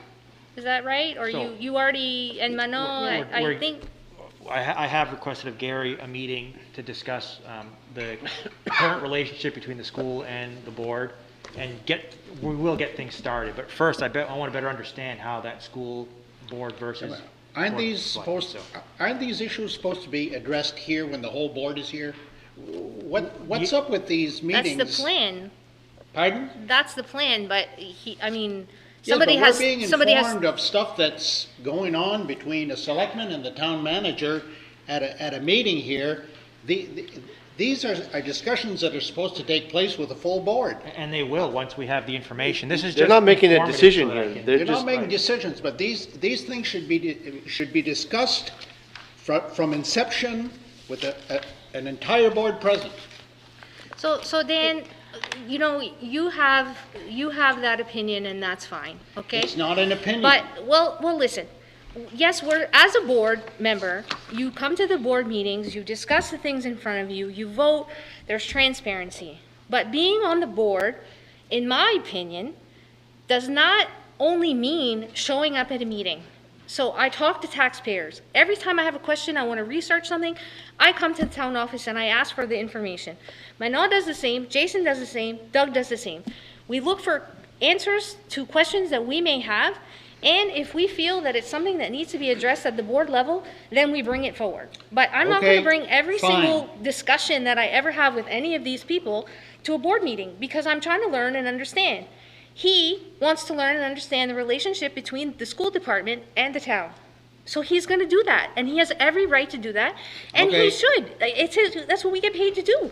We all are responsible for certain departments. We have our names titled to 1, 2, and sometimes 3 of them. You have blatantly refused to participate in emails when we try to inform you of things going on. No, because You I don't want to wanna see come in things and- discussed here at the board. You don't want to come in and ask any questions. You get all your information on the street instead of coming in and reading minutes. You know how many minutes that I've read from past meetings just try to figure stuff out? Like, if you expect that as a board member, I will only show up here and I will only sit here and make decisions without any research, knowledge, conversation, or anything, then So you're are you mistaken. insinuating that this is the only place I participate? Have you gone around and checked with that man there, his hot top So in the why are last you 10 mad days? at us for doing the same thing? Pardon? So why are you mad at us for doing the same thing? No, I just went and visually inspected the work that man has done on all of the back roads in the last 10 days, as far as all of the shimming. Okay, I don't with know my anything, eye. I don't know I don't anything need the about town roads. manager to go around and inspect work that he's doing to make sure that it's being done. Listen, I went for a ride with Kevin too, and I went to see all the roads. I didn't go inspect, because I'm trying to learn from Kevin, and then I go in and I ask him But then you're- questions. but then you're insinuating Okay, Dan. that this is the Dan. only place that I come Dan. to and participate in selectmen affairs. Dan. And I take great offense to that. Dan, Well, you're And you as insinuating well. that we Dan, shouldn't you're- do any you're- of that. You're going beyond what we are discussing here at this point. There is So a yes, motion on the floor. we will have a conversation with the school board, and we're gonna do our homework. Yes, well, I want to know when that's going to take place. Well, Hey, who's- in a meeting, I mean. No, I want to know who is going to take the initiative to contact the school board and to set up a meeting and then inform us of the time and date when this is All right. going to take place, rather than to have issues like Mr. Dufour here that asked us for information 6 weeks ago and he's no further ahead tonight. That's what happens. I want to know who's going to take the initiative to contact the school board and then inform us of the time and date of the meeting. That's what I want to know. I think that's already in process. They're already No, discussing that. I don't want to know if it's in process. I want to know who. I want a name of the individual that is going to take the initiative to contact the school. Who is going to do that? What kind of discussions are we having right now? right now is just to I just want to better understand the whole process of the budget from the school's view. And No, what. well, I am asking the question. And I understand that, Dan. I'm not trying to say that you're wrong in any way. I'm Town just saying that's manager, all we're talking about. Will this be your responsibility to contact the reach out to school? the school and let them know that this board wants to have a discussion with their board on this matter. Okay, and will you let us know when that is to take place? I will let you know. I think that I will sit down with the chair and the vice chair, and they'll figure out when to put it in an agenda. We still have another meeting or two to set the town warrant. We still have to get the town budget in place. We've got to go to town meeting. So we have a lot of important priorities that we got to get done. Okay? And this is a discussion moving forward before the next budget season starts. So it's going to be done. I just, will it be done next week? Will we be meeting with them next week? I don't know that. But I can make the request to them. I just asked if it was going to get done. He answered you. He said yes. It's going to Thank get done. Okay, so we have a motion, and did we have a second? I think. I did. Okay. Any other questions? All in favor? Opposed? Article is carried. Thank you. Article 12, we already covered. Article 13, to consider a request by Mark Sear to purchase an undeveloped street known as Canaan Street. Town meeting authorized to required to dispose the property. So Mark, you're welcome to come up if you want. Mark has requested to the town has a undeveloped street off of 25th Ave, basically abutting Mark's property, where he has those rental units there. And it goes over, it intersects the undeveloped Reed Ave, and then keeps going on through to hit 26th. And so he's requested that the town sell that parcel to him. And so what we're doing, and Mano was helpful in getting some information. Typically, if this was a developed, considered a public way or a developed public way, there would be a clear process to dispose of that you have to go through. It's defined in law. It's not declared a public way that I know of, nor is it part of a subdivision recorded at the Registry of Deeds, like we see on some of our tax maps. And so, but it is a parcel. You take, for instance, like Reed Ave, you have Reed Ave that goes up, and it's the developed part of it, and then you have the dirt part that basically intersects with Canaan, and then you have what it goes through into the woods. Off of Reed Ave, and that's not necessarily something that affects Mark here in this discussion, but off of Reed Ave, there are parcels there that would be landlocked, okay, if the town were to decide to sell that off. And so I say that because, this would almost be considered a paper street, Canaan Street, and Reed Ave. I know that I've had a request from somebody nearby off of 26th Ave, abutting Canaan, or basically what is the undeveloped Canaan and intersection of 26th, would be interested in acquiring a piece of Reed Ave, of undeveloped Reed Ave. That situation would create a landlock for Mr. Dayton Canaan, who has large parcels of property further down that he would not have access to. Now, granted that there is no road there, but there is, on paper, an undeveloped way. So I think that historically, and I think, Lori has talked to Gary about, with the planning board, about when town sells property, I think they kind of offer it in a situation like this to one property owner abutting in the other, or they split it. I don't know exactly all the history of those transactions, what that might look like, but I think that, this board would be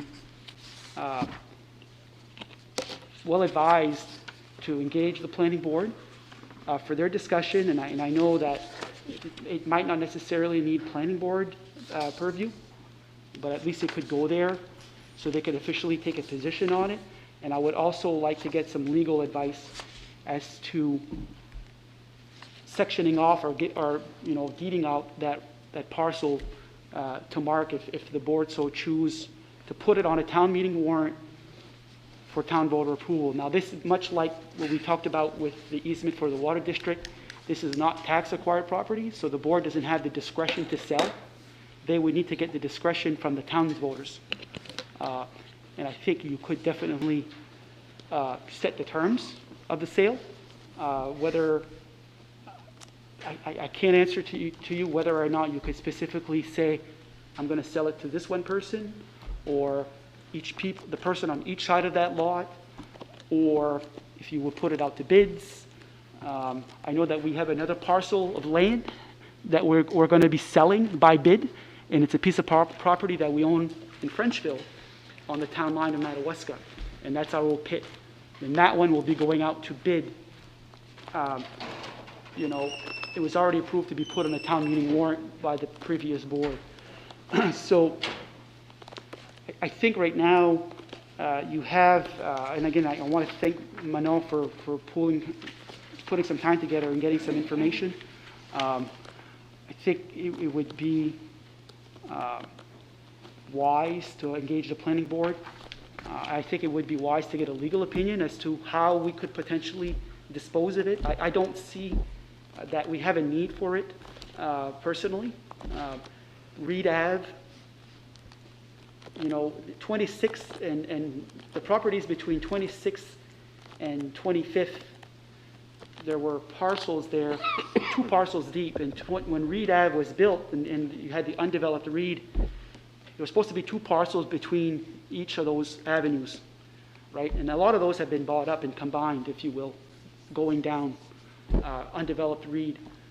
Well, everything from Fox Street to Canaan Drive, from 26 to Reed, has all been bought out and joined. And further up, I'm saying there are some Further too. up is after, when you go by O'Neill Clavette's place, Yeah. when you continue going up Reed, and you cross over Canaan Drive where it comes across Reed Avenue. Up there, if I remember right, there's three, if not 4 parcels left up there that belongs to Dayton Canaan. There's no way to get there because all the trees have grown up and the road has never been opened. Right. And supposedly, according to the town maps, when you go all the way up 25th, when you hit that dirt road before banging a left, it goes out in the woods. Apparently, there's also a section of town property that goes out Yeah. to join in with Reed there, but it was never developed. Right. So I think that I would support, disposing of the property. I don't think that we have any need for it, but I do think that we at least have to have a little legal opinion on it to see what would be the right way to convey this property, because, and it's probably more for Reed Ave than Canaan, because we could potentially be landlocking somebody up there. And so maybe, those concerns, obviously, Mr. Canaan. Well, actually, you're not landlocking anybody because you're not affecting Reed and you're not affecting Canaan from 26th. Right, and that's what I had said. But Right, I and think, off of 25th, it's not developed, so 25th to Reed Street is not developed at all, there's a bunch of trees there. but I think, but as a whole, Yeah, those undeveloped streets and Reed Ave undeveloped had an intent in the past that I'm a little concerned about, that if we were to undo that, there would be some consequences to that affect people that are buried in there, in those lots. And so I would just like to get some legal advice on that for this board so they can make an informed decision. I personally think there's a way to do it, so that you can, get a piece of that Canaan Street. I just don't feel like I'm the attorney that can give this board the advice that they need to make a good, sound decision to put before the townspeople. Any so- thoughts here? So I actually walked that property and took a look at it, and I talked to Mark as well about this, and I think it definitely would be beneficial to not just the town, but to him, to sell off that property. I know some of his plans were to, if he can acquire that property, to build another building in the back lot on that land, which would help raise tax revenue as well, or tax income from that property. I don't foresee, even if the town planned on doing something with that property, the substantial cost to it. I think we should look into getting rid of it or selling it off. Well, beyond that, I mean, at this point, I mean, if there's no other questions or issues, we're tabling this Well, I on think- further legal counsel, I'm assuming?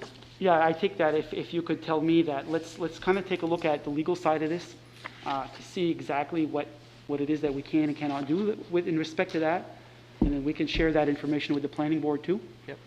If they need to be included in this discussion or not, we could take it from there. And I don't see, I mean, it would probably be tough to get this done for this town meeting. We got to go to October. That's fine. But I mean, I can totally see us getting this done. You're looking to do something next summer, Yeah, correct? next year, yeah. And so we're going to have another town meeting before then. Yep, And we'll have more than one. We got at least another 7 or 8 of them anyways. So, I don't think it's that we're trying to. No, this is why I'm doing it so early. I'm not waiting until March to do this. That's why I'm doing this real early like we are now. So it gives us plenty of time to do our homework, dot all of our i's and cross all of our t's and make sure that everybody's covered. Okay. Very good. Okay? Can I ask a question? Go ahead. Has there been any conversation with the neighbor, like if they would want half, or like, have you been down that road at all? I haven't really talked to them about it personally.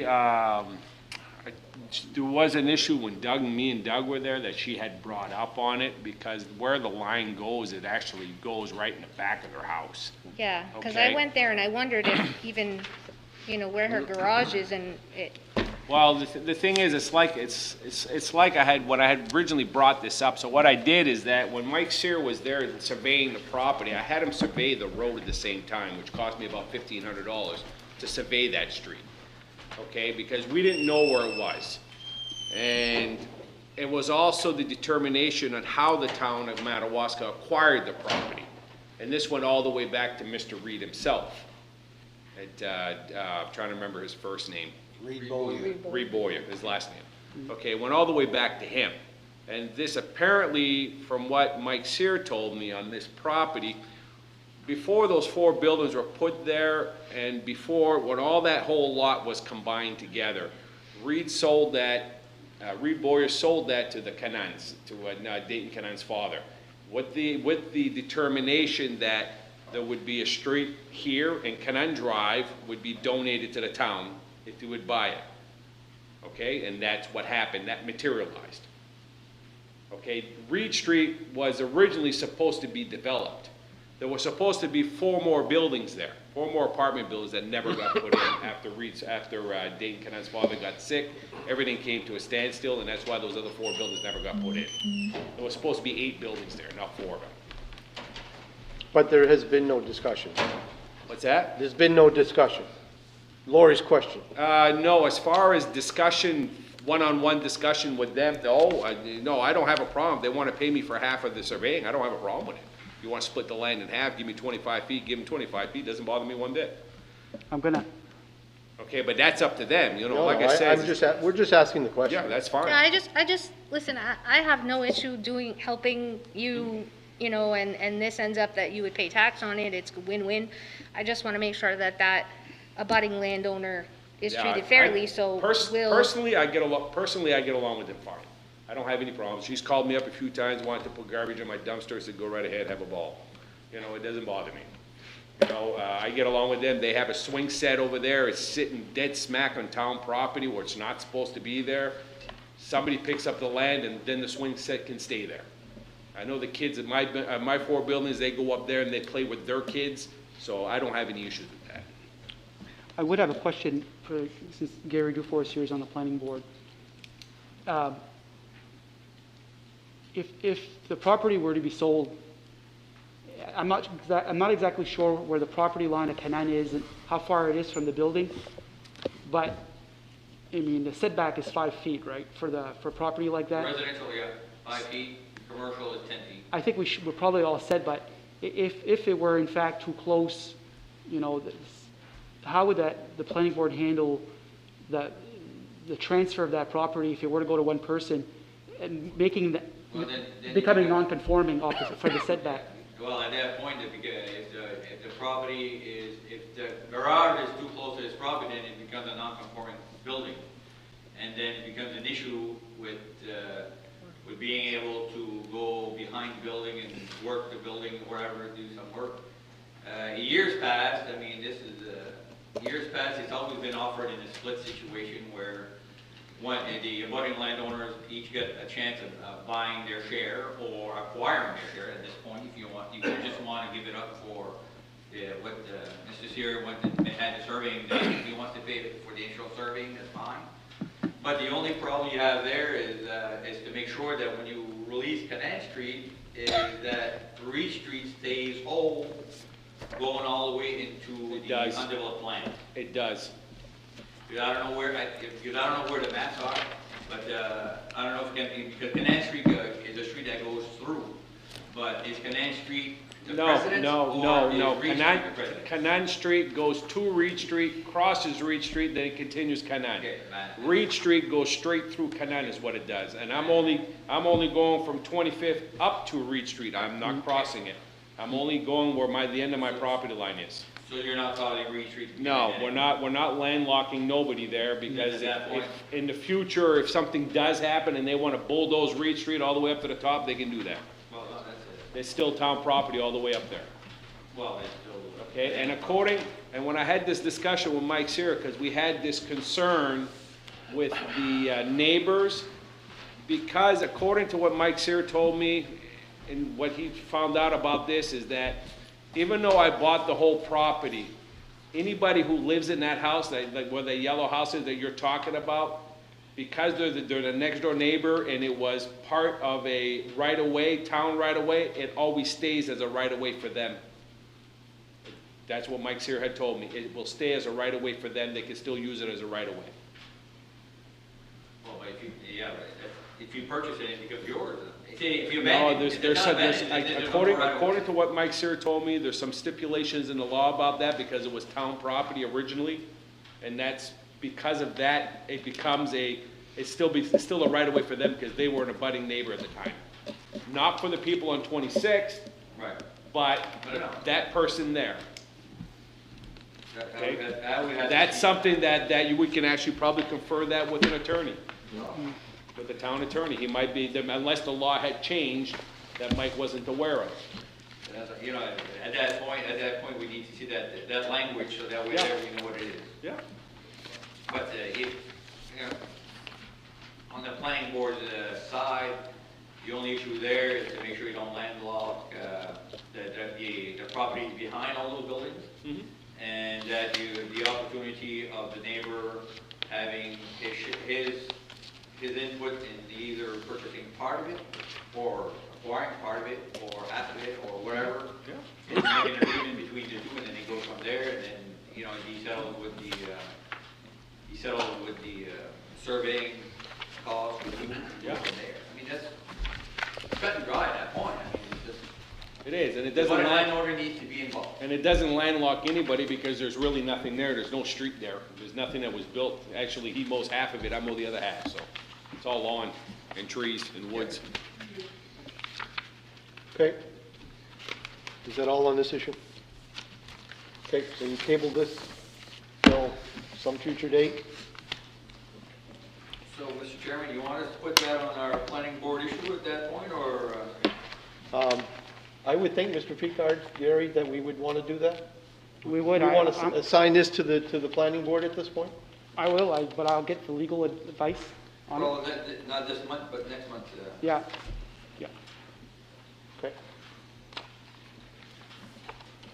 Article 14, to consider the Madawaska Public Library budget. Thank you, Mark. Thank you, sir.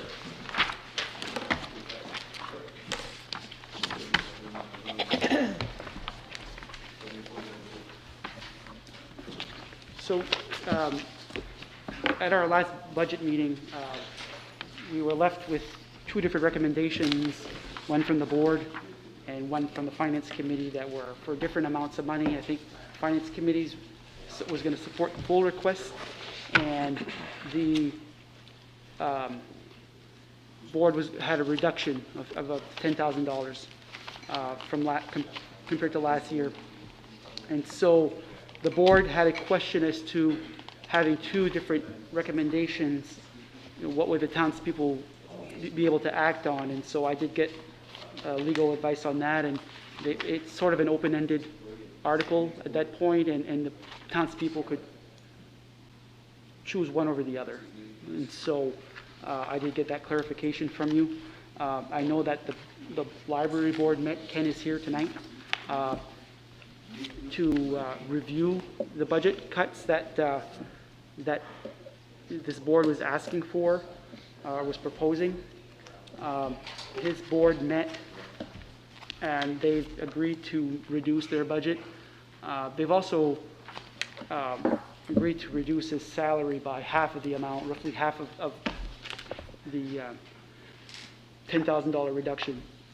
And so, again, Manon was very helpful in helping me find some information on the library board, the library memorandum of understanding that we have, that we share.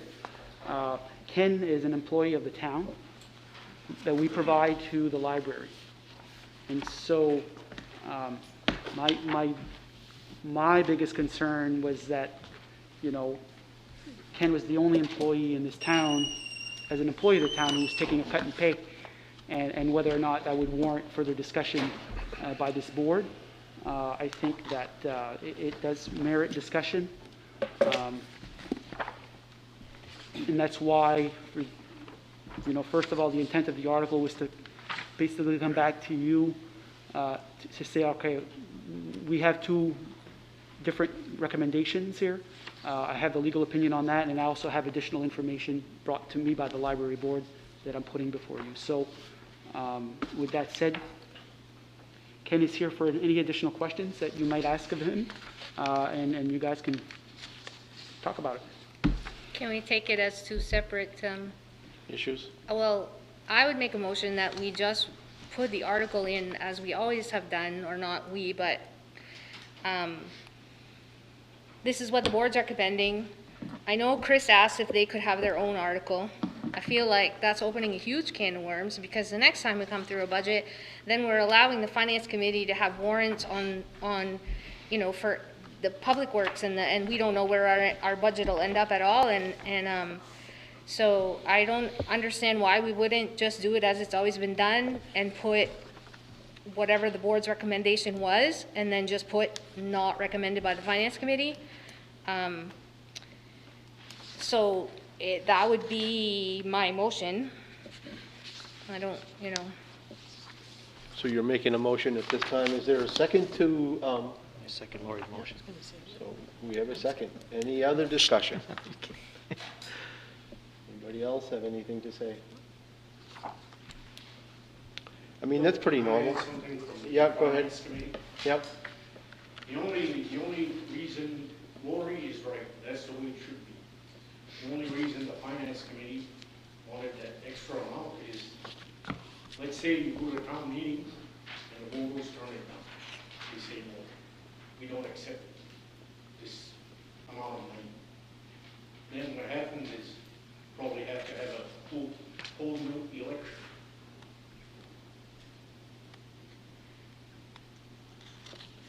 Mr. Chair. Yes. That is not correct. Yeah, I'm.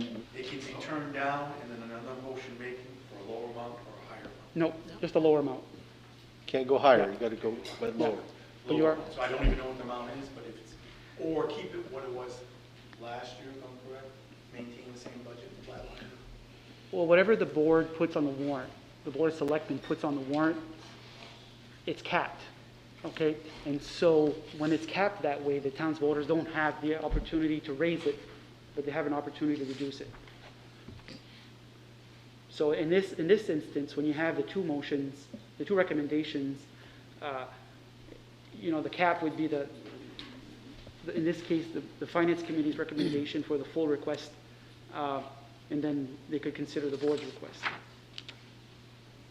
But in all actuality, Chairman of the board does the warrant to present to the town. So if you guys say this is the one we're going with, why do you have two voting articles under that warrant, and it's open up a Pandora's box, like you said, because anybody can petition, let's put this on, let's put that on, and then have 5 to choose from. It's You're not that there's absolutely two. right, Victor. That's specifically what, That's correct. It's not that there's two articles. You have one article with two recommendations, and we see that with towns that have finance committees. You see the recommendation, recommended by the board, an amount of money, recommended by the finance committee, a certain amount of money, usually the same amount of money.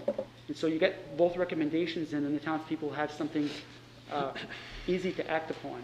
But have we ever done dual in the past? I know. What's that? Have we ever done an article like that in the past? Doing it since I've been here. I've seen them years ago Finance committee anyway. is a different number? Different number. I've never seen it. Not the different number, but the two, the finance and the board have different, Oh, yeah, that. it certainly has gone in that way. Right. those are the problems that you get into when you set up too many different committees. Should be the Board of Selectmen, straight to the taxpayers.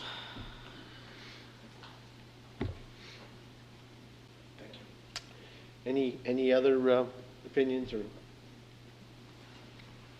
Ken, did you want to say something? No? You're all set. All right, so we do have a motion, right? Lori? Motion in a second. And a second. All in favor?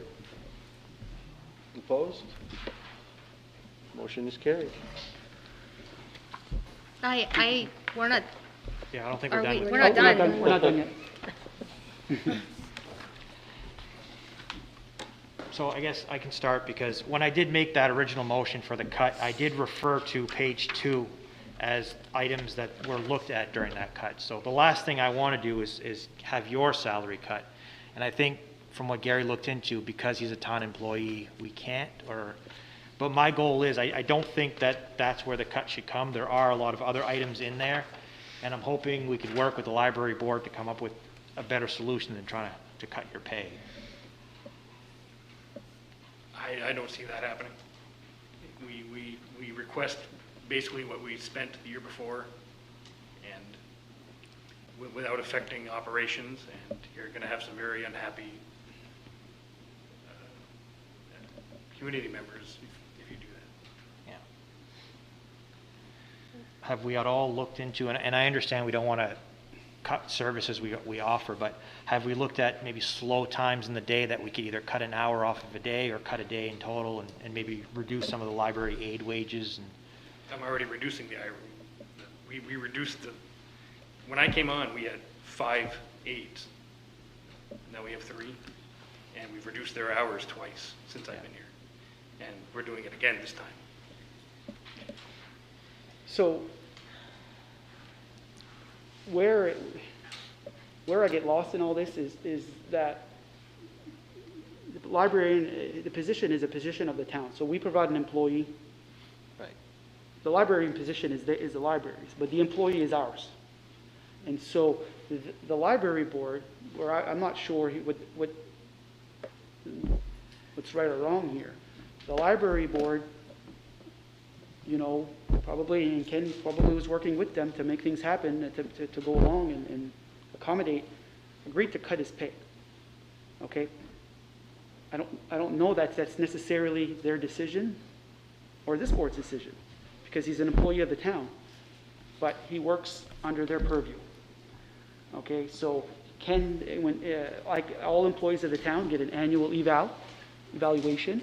It's done by the library board because they're the ones that work with him. They're the ones that know the operation. They govern, they see what's going on. It's their wheelhouse. But those evaluations get completed by them. They get sent to me to sign off and put into his personnel file. And so I think that, I don't know that the memorandum of understanding that we have with the library breaks this out enough for us to understand whose authority is it to reduce or decrease his pay, our employee's pay. Because it says clearly here that he is our employee. And so I don't want to take away from the library board that they don't have the authority to set his rate of pay. I just don't know that it's on us or them. I mean, Ken, maybe you can historically talk to us about When I was hired, my pay was set by the library board. Okay. There were numerous things that happened where the library board, where I had gone to the town for like family medical leave, and the library board president made it extremely clear to me that I was not to go to you, I was to go to them, that I worked for the library. So, yeah, go ahead. So I'm sorry, in numerous other things that have gone on over the years, there was a time where the board removed comp time from the department heads and gave them an extra week of vacation.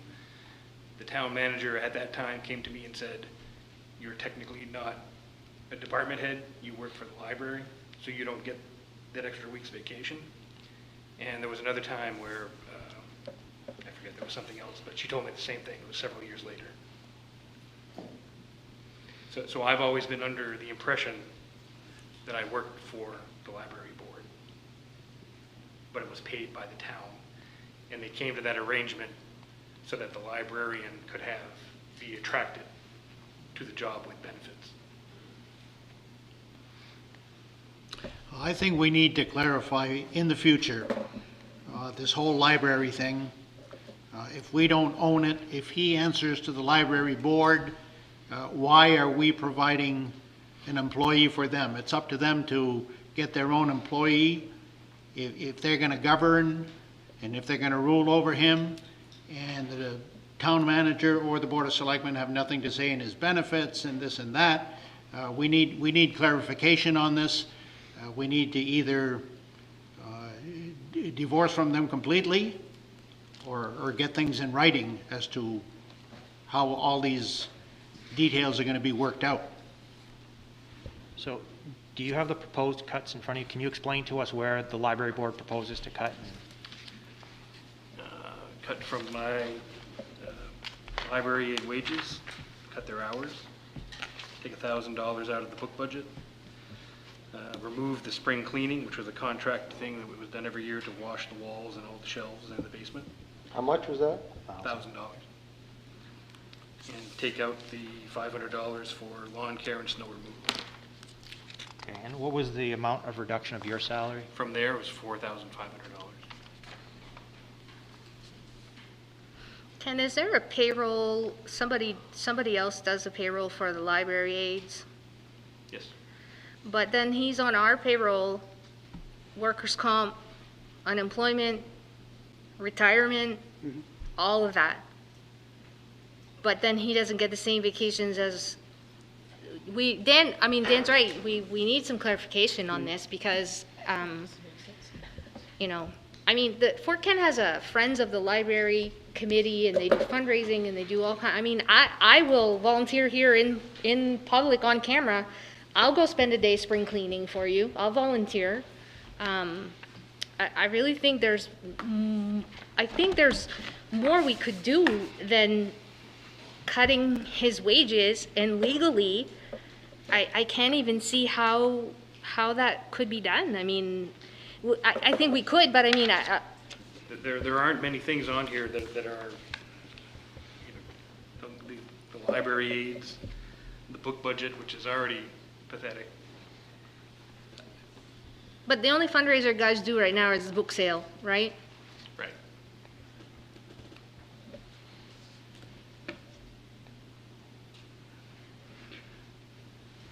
So I'm going to go back to something that I had kind of expressed my concern in respect to their budget. We are already, July, August, September. We're already one quarter into the budget, and so the cuts are going to be. They've been operating under the continuing resolution like we have under COVID, but the cuts are going to be more strongly felt as they're going to absorb them. They can't spread that out over the course of 12 months. They're going to spread it out over the course of 9 months. And so I think that we need to have a better understanding, figure out what the gray areas are, have a joint meeting again. There could be potentially couple of board appointees, to go sit there and meet with their couple of board members and the administrators to kind of try to get a better understanding, so we have more answers, so we can be better informed moving forward. There's no doubt that there's a reason why they got to be where they are, the governance of that, and how it was an evolution over time with many different board members over decades. And so, but here we are with questions, and so it's worth taking a good look at it before we work on our next budget. So, and I do understand that we are close to the end and this could have a huge effect. Since I made the original motion to cut the $10,000 from the library, considering that they're looking at cutting $4,500 from his salary, is there any way that I can make a motion to adjust my original motion by the $4,500 to ensure that his salary doesn't get cut this year? With the strong understanding that we will revisit this entire budget again next year? The warrant isn't set yet. It hasn't been posted, so you can change it if you want. So I would like to make a motion that I adjust my original value of $10,000 cut off the library expense budget down to $5,500, ensuring that the $4,500 does not come out of his salary. Okay, do we have a second? I'll second that. Okay, any other discussion? All in favor? Hold on, before you make a vote, Vince, did you have Oh, something? I'm sorry, Vinny. You have to retract the prior motion according to Robert's rules, so if you did the motion, whoever did the second has to vote on, then you have to make a new motion. Okay. Because then that way it won't be done. Okay, so I make a motion to retract my original motion to cut $10,000 from the library budget. Right. Okay, wait, where's the minutes? Because I think, I believe Dan was the I one who think Dan seconded. seconded. I don't, you did? And are you going to retract it, your second? Or? Yes, I'll retract the second. Thank you, Dan. Okay. Do we need a vote on that? Yes. We do? Yes. All in favor? Opposed? Motion carried. So now I'd like to make a motion that we ask the library department to cut $5,500 from their budget for this year. Can we say the operating side? Okay. Like so that this doesn't come back again? So from the operating side of their budget. I'll second. Any other discussion? All in favor? Opposed? Motion carried. Okay. I don't know if we're gonna meet with the whole library board or how this is, I just wanna make a point. I would love to have a conversation with you about maybe putting together, like, there were a lot of people here in support, and I really think that, we have the names of those people, and I would be very comfortable reaching out to them and saying, hey, could you guys help me do a fundraiser? And let's see if we can, I think I can get volunteers for spring cleaning, so let's see if we can go about it that way, okay? Before he leaves. Okay. Before you leave, can we ask the finance committee to revisit their vote on our new number now? Is that something that's acceptable, or? That would be a possibility, because what happened, we never had a second to our motion. Right. So, You never did? Really? not to the one recommended by Okay. Right. the Board of Selectmen. So you want We to, had to talk to Chris. you want to reconvene the meeting of the finance committee? We'd have to post an agenda. I mean, we could ask them if they want to. We not necessarily force them, but. Yeah. Well, I would be willing Okay. to get in touch with Chris. Okay. We'll do that. Thank you. Thank you.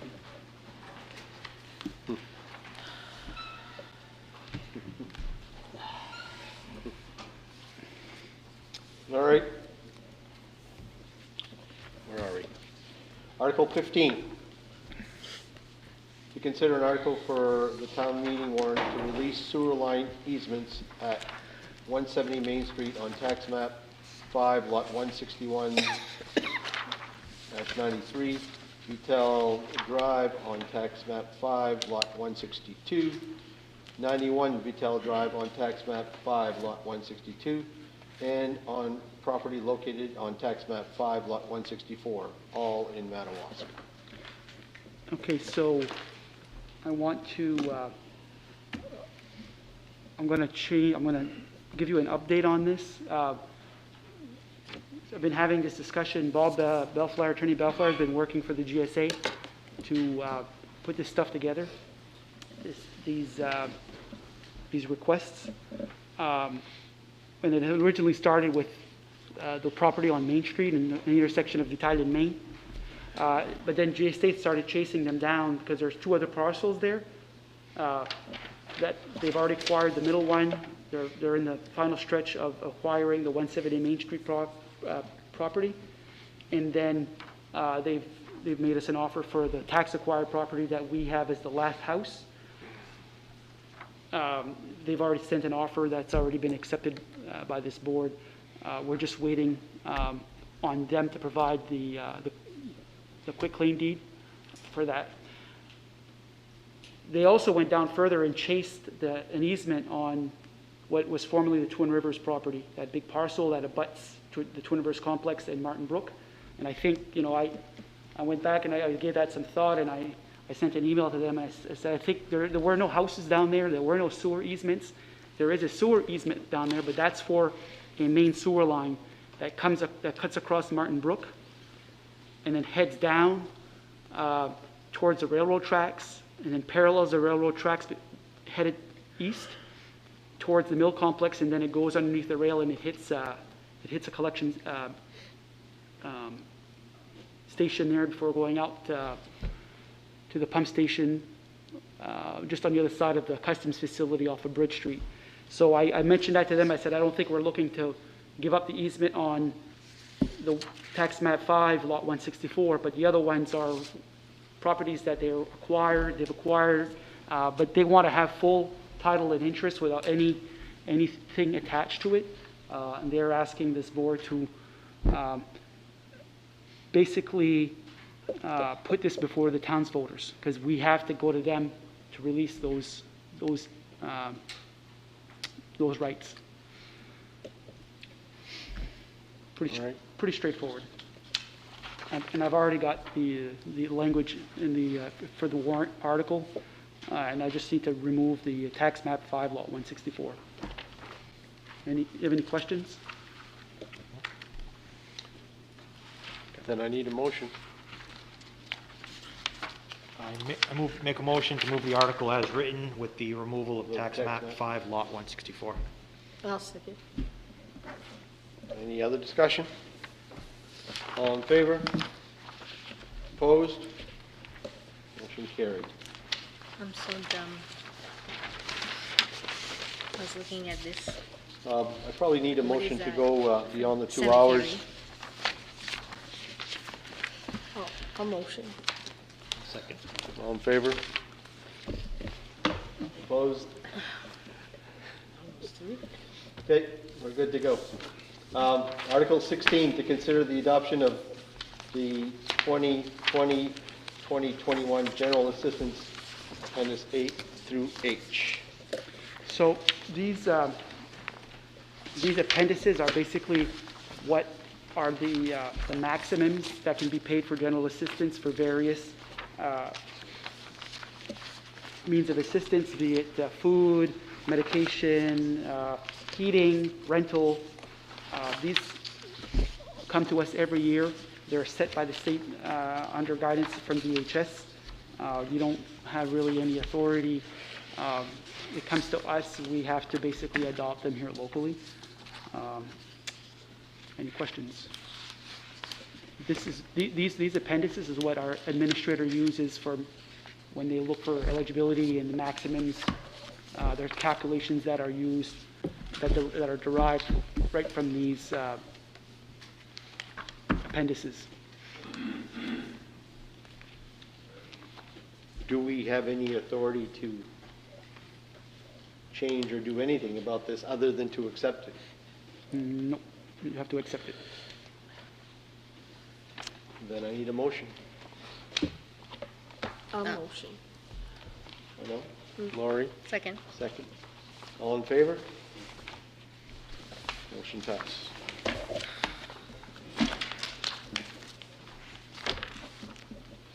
Article 17.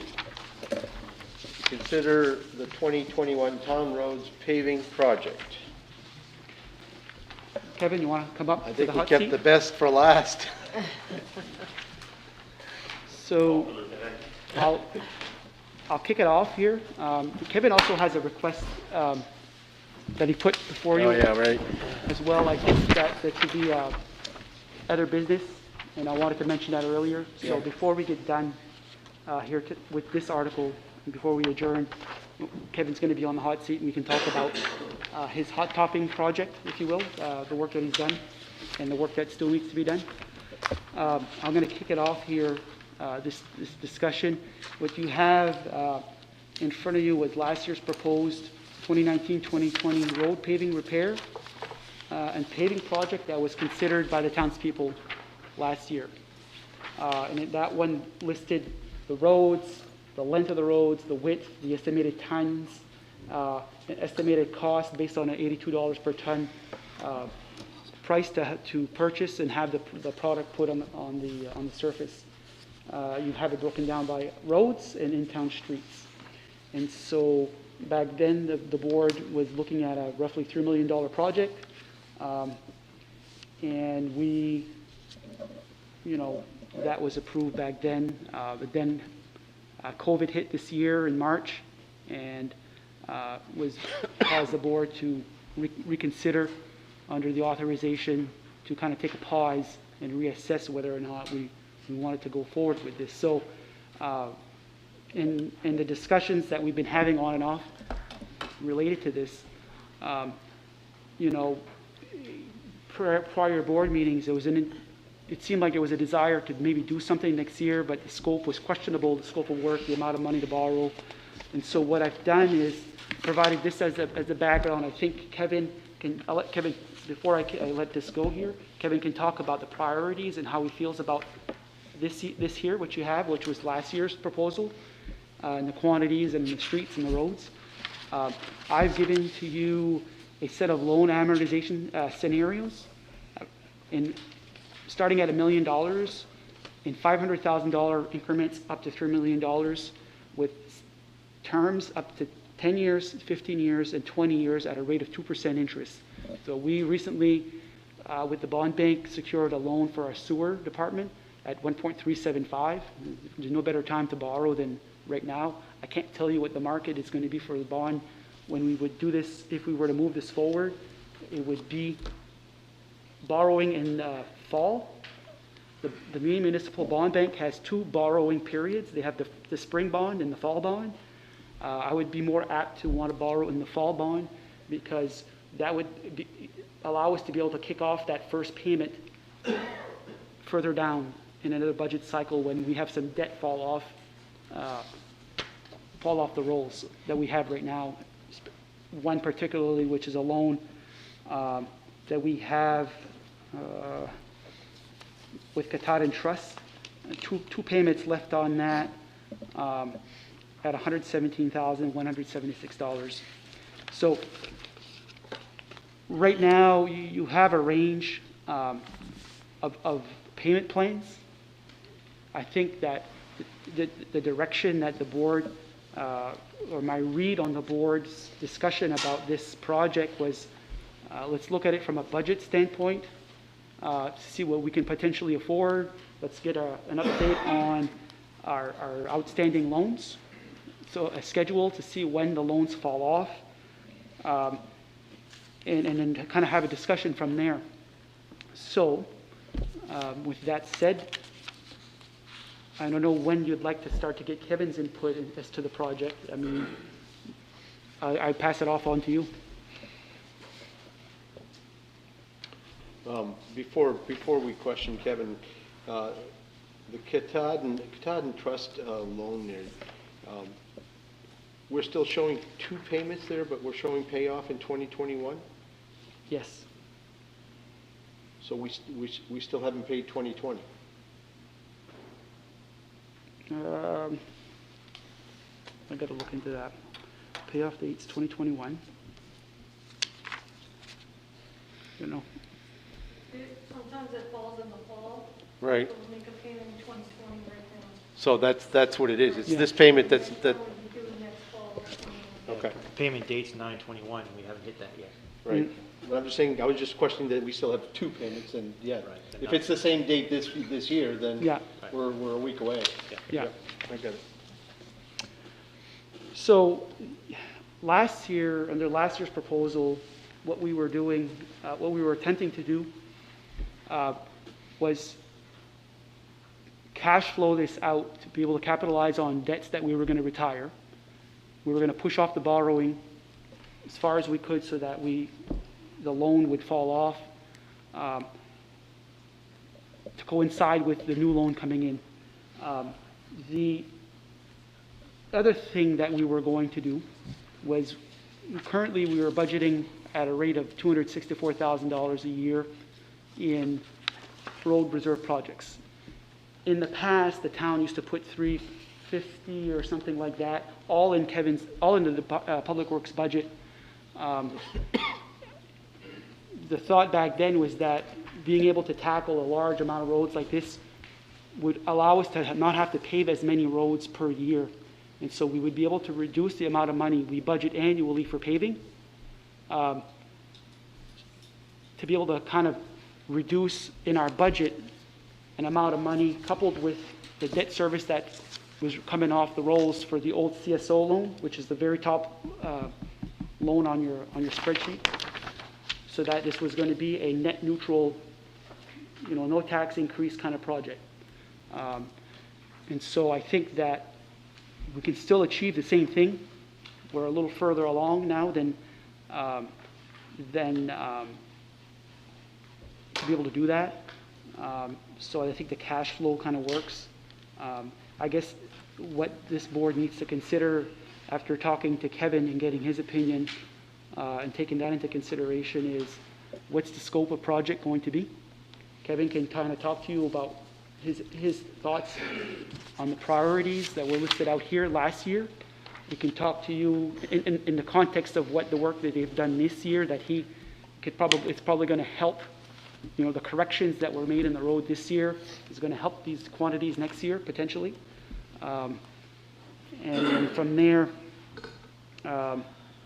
once you're comfortable with what you've heard from him, this board's going to have to decide what's the scope going to be, what's the amount of the project going to be, and ultimately the borrowing amount going to be.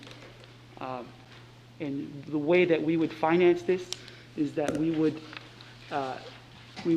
incur interim financing in the spring. We've done that in the past, and the interim financing will allow us to pay the bills as they come in, because we would only want to have the fall bond so that we could have that debt service in a subsequent tax commitment year. So by utilizing the interim financing, once that's done, we get the fall bond. The bond bank basically grabs all that. They pay us off to pay off the interim financing, and we're good to go. So that's how the project would play out from a cash flow perspective. We just need to hear from Kevin, and then you guys can kind of talk about it.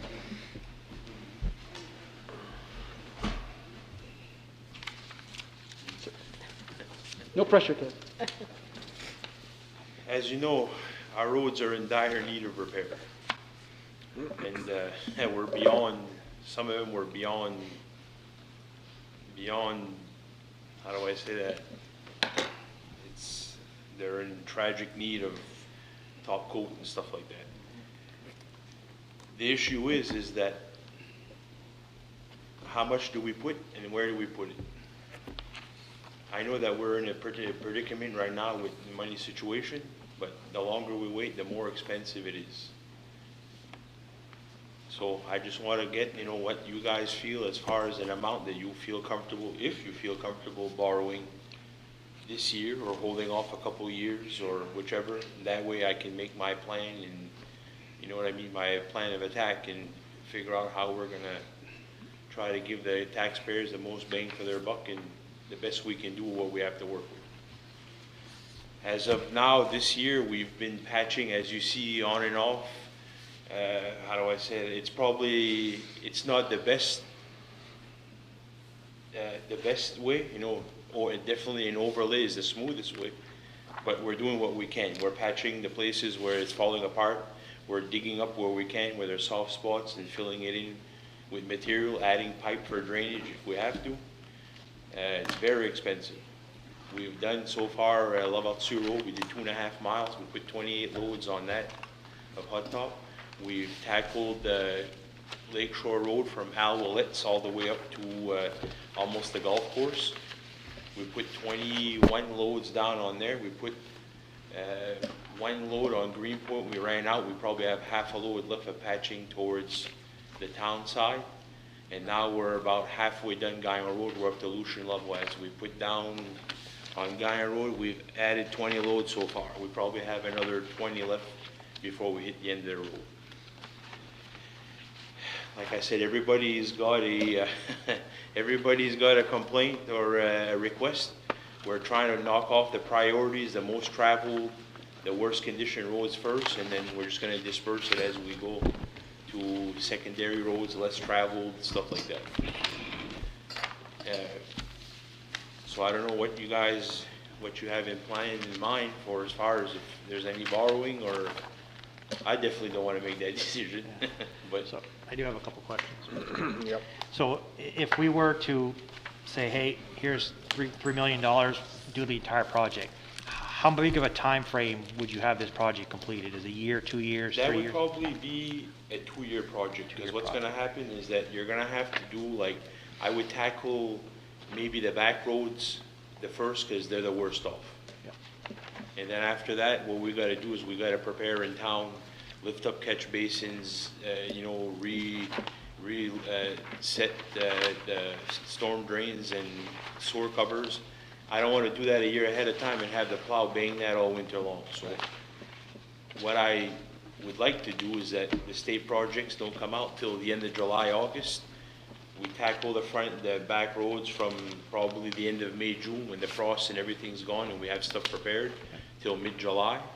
And then after that, if they say they're going to come back in September, we give me a little bit of time to prepare in between, and we're going to go as much as we can. If I can get something done in town the first year, we're going to do it. But I'm figuring it's going to be a 2-year project at least. So with that said, I know Gary was playing with some numbers, and I believe, Gary, what you said is some of that money would be coming out of what we're already giving him for road repairs. Given that some of that will be taken away, is there going to be enough of that left that on year 3 and 4, if other roads start deteriorating, that you can fix those, or do we need to play with that a little more? So what happens is that if you start playing in the designated, what was set aside for the hot top every year, that's not a good thing, because I think that what's going to happen is that I would probably try to base my loan, in my opinion, for maybe what the loan is right now, the recurring loan. I'm thinking, because if we take out, let's say we got $325 a year, we hot top. If I pinch into that, we're not going to do much hot topping for $100,000 or something. And that's my concern. I don't want to be touching I that don't money want to fall if you behind. can't. That's the thing. Right. I want to be able to be comfortable and not add a cost to the taxpayers, but also not fall behind like we have in the past. Because in the past 10 years, we fell behind and then some. Right. And it's going to be very hard to catch up without it being costly. Right. So, I definitely agree with that. If they can afford to go ahead and do the $3 million loan, great. And if they can't, give me a number that's comfortable that, you guys decide, and we'll make it work for the best we can. Yeah. So currently, if you have the project if you have the loan, you have the project, right? And so right. Those are all still roads that are going to have to be done. Well, yeah. And so, but you're going to be faced, or the subsequent boards are going to be faced with either funding that, taking some big bites at it and funding it through an annual tax request in the budget or further lending. And so I don't see that these projects are going to go away anytime soon. I Yeah. just think that this board needs to consider long-term. 20 years is a long time on a paving cycle, I find. If you were going to do the $3 million loan, and I'm talking out loud so people can hear, at 15 years at 2% interest, you're looking at an annual payment of $231,000. We currently have in the budget $117,000. So Kevin, in his budget, right, the proposed budget that we just looked at, has $264,500 in road reserve, I think, road project reserve, and then he gets another $100,000 in his budget for paving, like for cuts and cold patch and patches here and there, random kind of work. And so I still think that the board would have the ability to,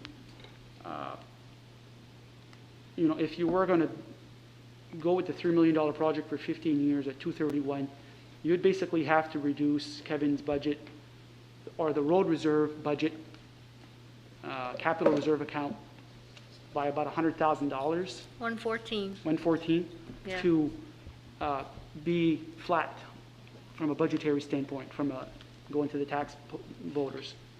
And that still leaves.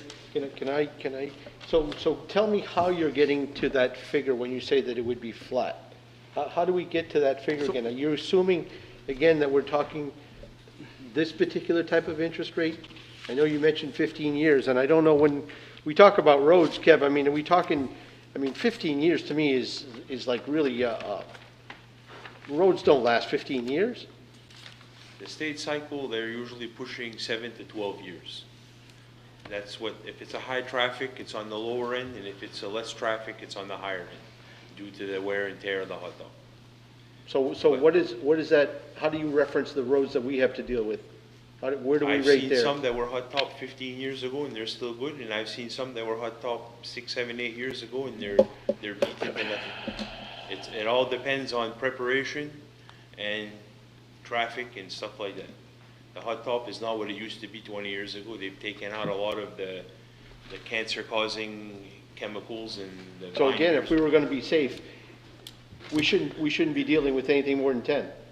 If I would want to bet on anything, I would probably, if we could afford it, it wouldn't be more than a 10-year cycle.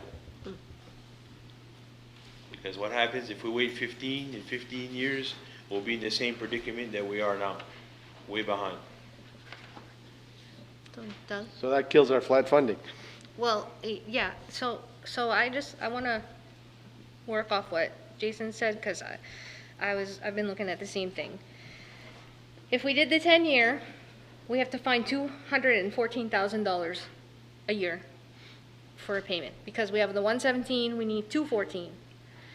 There's no way that I would ever agree to say that we're going to take it out of the current budget, because then we're just going to fall more behind. Exactly, what Jason said, the other roads will never be able to be touched, and we're going to be sitting in this situation again.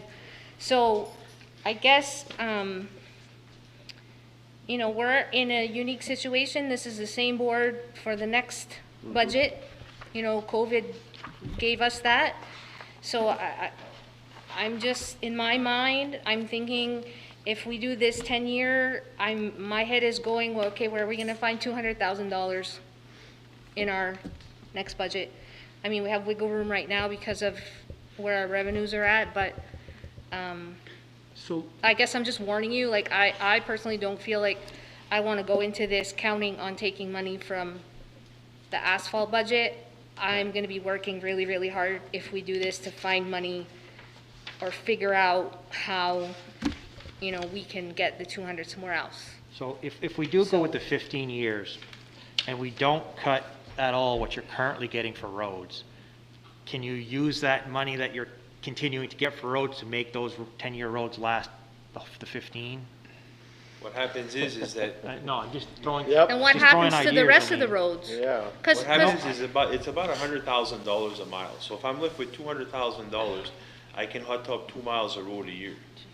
So you're still gonna fall behind, Yeah. in my opinion, because you don't go far with 2 miles of road when you've got 30 miles that you gotta maintain, or 60 miles.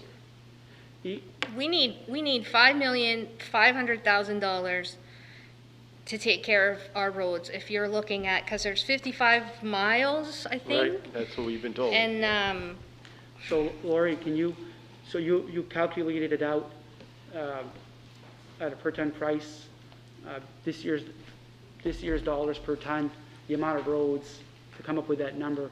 So if you spread that out, that cost out over a 10-year cycle, how much money is that?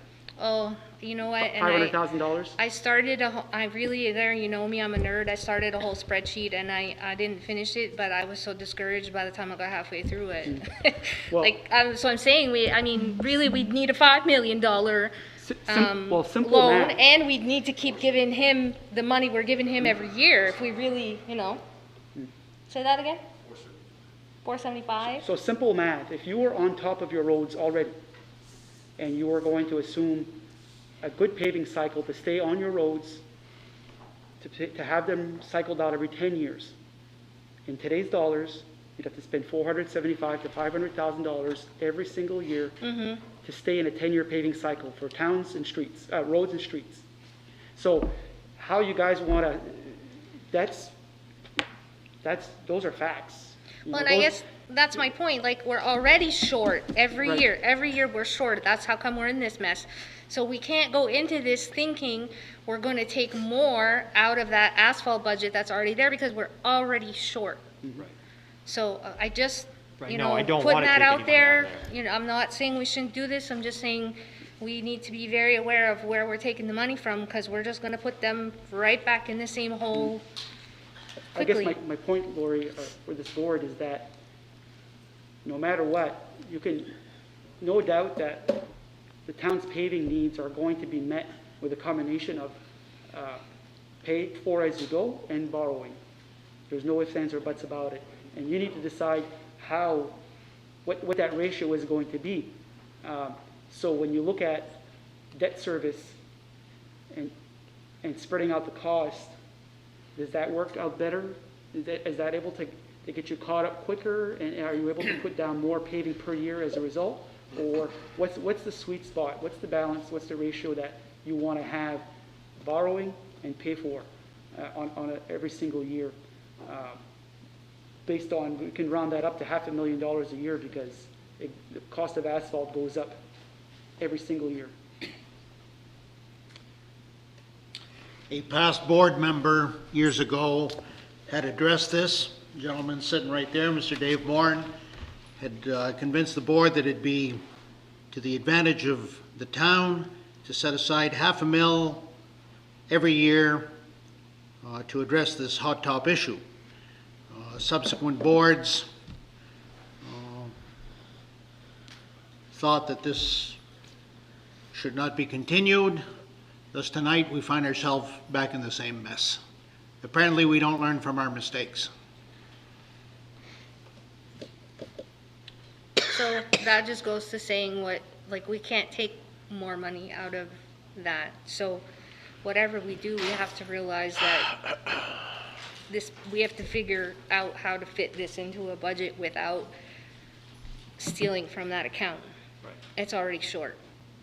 Yeah, no, I wouldn't entertain cutting that at all. No, and that was your That's not what I'm point. looking at, right. Yep. When you say cutting, are you talking about both his line in his budget plus Either- the road reserve? The two, one of them's 2 something, the other one's 100,000. Yeah. I wouldn't touch those at all. Okay. I'm just working with the difference in years and figuring what we can Right. do and to try to, you know what I mean? To make the loan payments worthwhile, but at the same time, not cutting us short. You started talking about if we were going to address all of these particular projects, these roads, that this would be a 2-year affair. Yes. So at this point now, do we consider this maybe to be a 3-year affair so we can kind of borrow in a different direction? at a different time, and This is the lowest interest rates you've seen ever. Yeah, I don't think you want to split that up into two think We we're loans. gonna split have it up cost- too much, we're gonna cost ourselves more. You have to consider that, it's gonna be this board's decision, but you have to consider that, it's always tough going to the taxpayers, number one, to ask to borrow, to spend money like this. Number two, you don't know what the interest rates are going to be. They're not better, you're not gonna find better rates. And number three, I think that, again, I'm gonna go back to what I was saying, if we're just gonna look at our debt service and we have a $117,000 loan falling off, and that's what we're comfortable with for a payment, then we can only afford a $1 million project.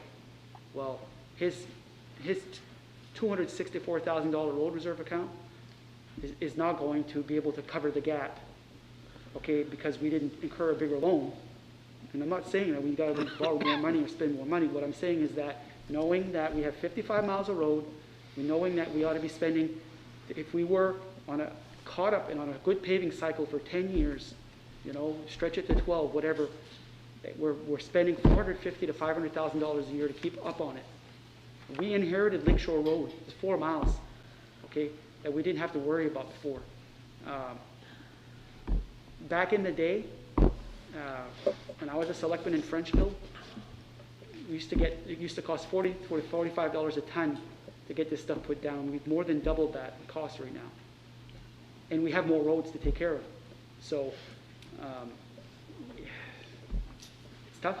we have 3 loans here that are gonna be paid up within a couple of years that look to be somewhere in the 180,000, I mean, yeah, 180. I don't know if somebody can add those 3 figures together there. I did add those up. There's I 3 didn't loans. add them, Doug, because we need a plow truck and a fire truck. That's why I didn't. I don't I mean, think- we're getting, I don't like, think you can look you know at what I that. mean? I don't think you can look at your equipment that's gonna fall off the Yeah. walls here, because you're gonna find that there's already other equipment that's gonna need to be replaced. What's falling off, that's gonna be gone, that I think is not something that's reoccurring, well, it's gonna reoccur, but that's not a piece of equipment, is your paving loan for 117. At year 4, we have 4 years left on our street light project at $30,000. We got the ambulance loan in there, that's paid from the ambulance reserve account. The loader lease is $42,295. The other loader is we're not that far along. We're talking about replacing that one. We're going to rebuild the grader. We need a fire truck. So I think that, there's not a lot of loans that are going to fall off here that are going to allow, unless we stop buying equipment, or unless we pay for as we go, figure out a way how to do that, that are going to be able to give you some flexibility here to offset. Go ahead, Vinny. I agree with Mr. Daigle said. It was 6 years ago, we decided to designate $500,000 towards just hot top, and that went into a correct your budget. And I agree with not taking, because you need that just to maintain. So with today's price, the new tar prices, you almost have to go through and put it to the voters to go with $1 million every year just for road maintenance, and take half of the mill to put towards a loan, and then try to max the overlay as much as possible to make up the difference. So you're going to be somewhere around 275, 300,000. So if you push loan 12 years, it's just going to cut. I mean, we have no choice, because our road's going to fall down, and they're going to deteriorate so bad that in 10 years we're going to be the price of tar is more. We're going to be putting more and more. So it's almost as if you have to take this one to the voters, in my opinion, and say, look, we want good roads like it was what we did 6 years ago, the Selectmen warned at the time. You want good roads, designate, earmark this much. We understand that half of it goes into the budget, take the other half, and whatever you can push on the overlay to offset the difference. I mean, The only thing that you're not aware of is the undesignated fund is at 0 or below, and that's the overlay. Don't touch that. okay, no, but the overlay. Don't touch it. The overlay is what you adjust every year to decide. No, Did right. you max it last year? We didn't max it last year. Okay, so if you max it this year and take as much as you can get, I know you can gain another 75,000 there, and put it with half a mil extra, that's gonna give you close to your 300,000 to go for a 12-year. Well, you can't use your overlay to finance things. I understand, but it makes a difference to pay off the, it's a kind of simple count.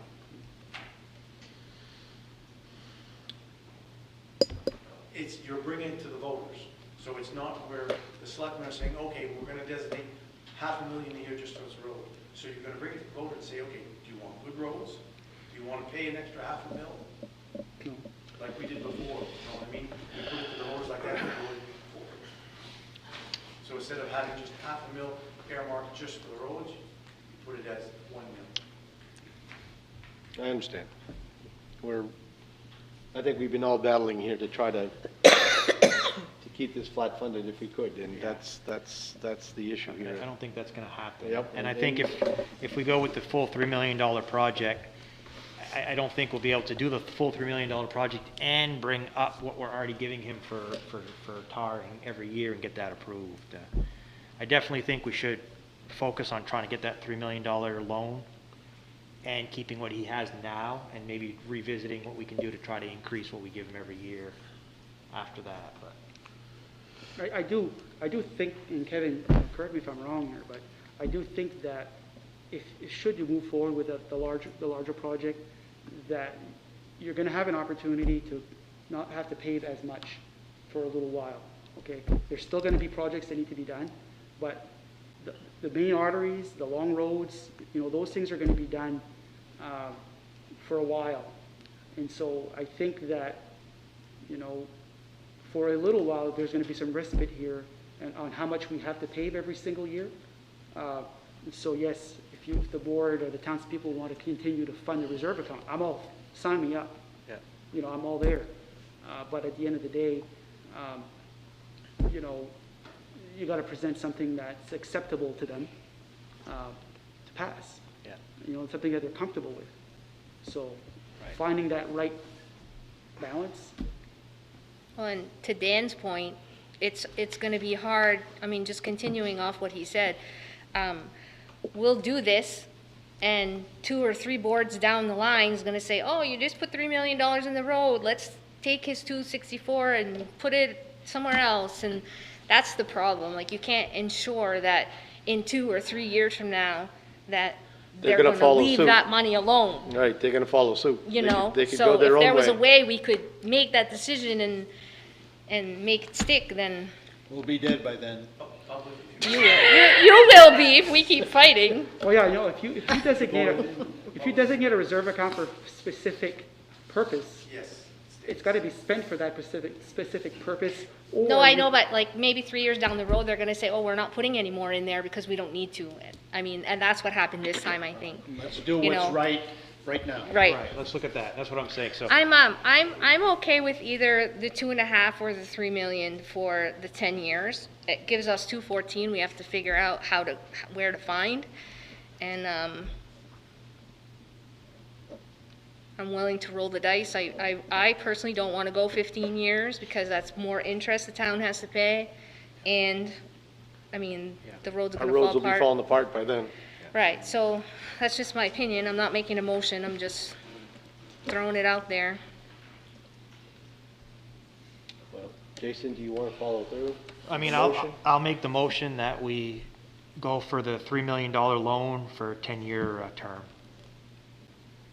I'll second. Okay, so, Yep, discussion. Do you need more details on that, or? well, last year, the only thing that we did last year was that we were pretty specific in our project scope. Right. Because I think the board back then wanted to be able to show the people what was going to get done. Right. And not just have, here's a $3 million project. Right, and that's what I'm You guys are basing going to my decide where to number put the off. money. We're not going to have any idea where that money is going. And so that's why I kind of wanted Kevin to elaborate on this priorities, what he had listed before, as whether, Kevin, are you still comfortable with these priorities? I think that you've indicated that with the work that you've done this year, and you still want to do some more work, we're going to talk about that, that's going to help you on your tonnages, because there's been a lot of corrections to the road in the crown and you know, the pounds de vache and all that stuff. So that's going to help you in your shim for the paving project, if you will. Yeah, what I put down here for like priorities and that's not set in stone, that's not, you know, that's just, you know, going by, it doesn't mean we're gonna get through to all those, and I'm gonna try to do the most important first, and when we hit that certain amount of mark for the back roads, then we're gonna shut it down and go take care of in town. Right. I mean, I just put that as a list, it doesn't mean that it's 100% correct, and there are some places on here that I see that are probably gonna use less tonnage, but I'd rather shoot over and come out the hero, not the zero, so, you know what I mean? I'm just I trying think this is to- a pretty good guide, and I think if we present it to the taxpayers as here's our guide, here's our goal, but obviously that can change last minute That's exactly depending what on, was presented the last on what's time. going on, so. And we don't you know, have there are gonna be priorities. some adjustments to it. We don't have priorities on our new list, so that's really up to you and whatever. But is that But you're something- saying the list as a whole is good. Yeah. So In my opinion, there's, you're you gonna know, some of include it's that in gonna your go, motion? some of it will fluctuate in priorities, especially in town, because, you know what I mean? There's some places that we can probably do a little bit without, or just put one finish coat, just to correct the road, but I had put down for like a binder and a finish. So I can take that and put it somewhere else. So there's gonna be adjustments on that list, that's just what I threw together. I mean, obviously, over a year or two, the priorities are gonna change, because you have a culvert that collapsed, or a road that washed out, or that's gonna change with.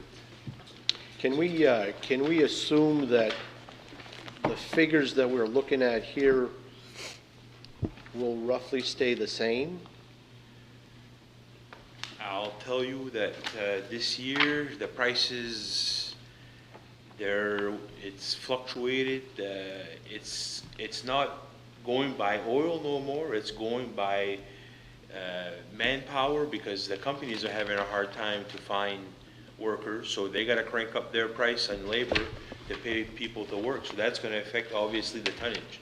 The oil has stayed the same and the material hasn't changed, but it's like anywhere else, they're having a hard time to have people, good people to work, so you know, if you want good people, you're gonna have to pay the money, and that's what's happening. I don't see it going up dramatically, but like I said, you know, we had estimated at $95. You know, I've heard instances, there's some projects at the state that paid over $100, $110 a ton for machine place. Gary, if we borrow the $3 million, is there any way that we can project how this will affect the mill rate in advance? Well, you can do it in a sense for your own municipal budget, how your budget affects the mill rate. But what gets thrown into the mill rate is the counties and the schools and the assessments. And it all it melts into one pot. And so, you know, a lot of the taxpayers, they don't see that. And when they see a rate increase, it might not necessarily be something as a result of the town. It could be somewhere else, an outside force forcing our mill rate up. And so we encountered that this year. We kind of absorb some increases on us, you know. And so to the extent that we can project out, I can't tell you in 3 years from now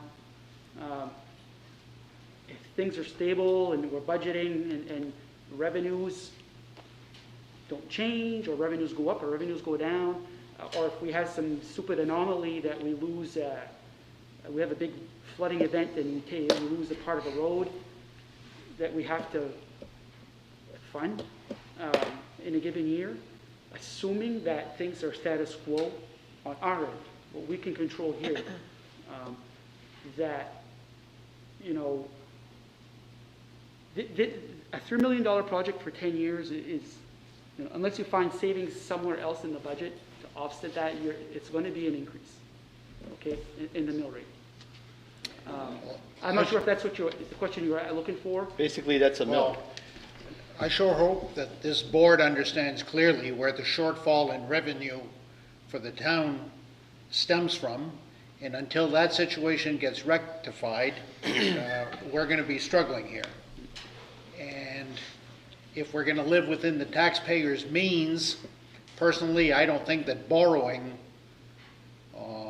is going to solve our issue. And I get that.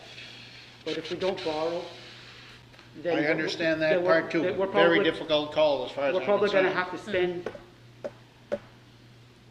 upwards of over $500,000 to $750,000 a year annually raised out of taxes to get this work done, because the work's not going to go away. And so that's a big, huge mill rate increase all at once. And so I get it. In a perfect world, we don't borrow money. It's fantastic to be able to do that.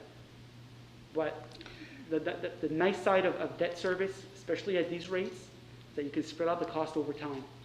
So there's two ways. These are huge capital outlays that we have in front of us. And typically, we've got to look at that from a long-term perspective. You can either put the money aside in reserves, and when you have the pot of money to spend it, you spend it. In this case, a decade worth of tough budgets, and coming out of that started with the 2008 recession, moving on down, the Mills assessment, moving on down. Revenue sharing, the town of Madawaska used to get at a high $850,000 a year in revenue sharing. And that was whittled down to a low of $237,000. Imagine had we been able to have all that same level of funding over the last decade. That $500,000 that's $500,000 a year over the last $5 million that we've lost over the last decade to be able to do this kind of work. And so I get it. You can't spend willy-nilly. And if we had a glass ball to look into and peer into the future, it'd be fantastic. All I can tell you is that we've worked hard to get revenues going up in the other direction. We've been able to accomplish that. But I can't guarantee you what next year is going to be and the year after that, because we don't know. Yep. Should we then say that, we definitely do need to borrow money to pave roads, but from what I'm hearing, that there's a lot of differences in opinion. Should we say that what we've done this year, I've heard a lot of good things that, the people were happy with the patching. Should we do that again next year to see what the year after holds? Push it off a year just to see where we stand? Personally, Kevin, traditionally I would not support a loan. I would not support borrowing money. But seeing the situation with the lack of tax revenue, considering the deterioration of our road system in Madawaska,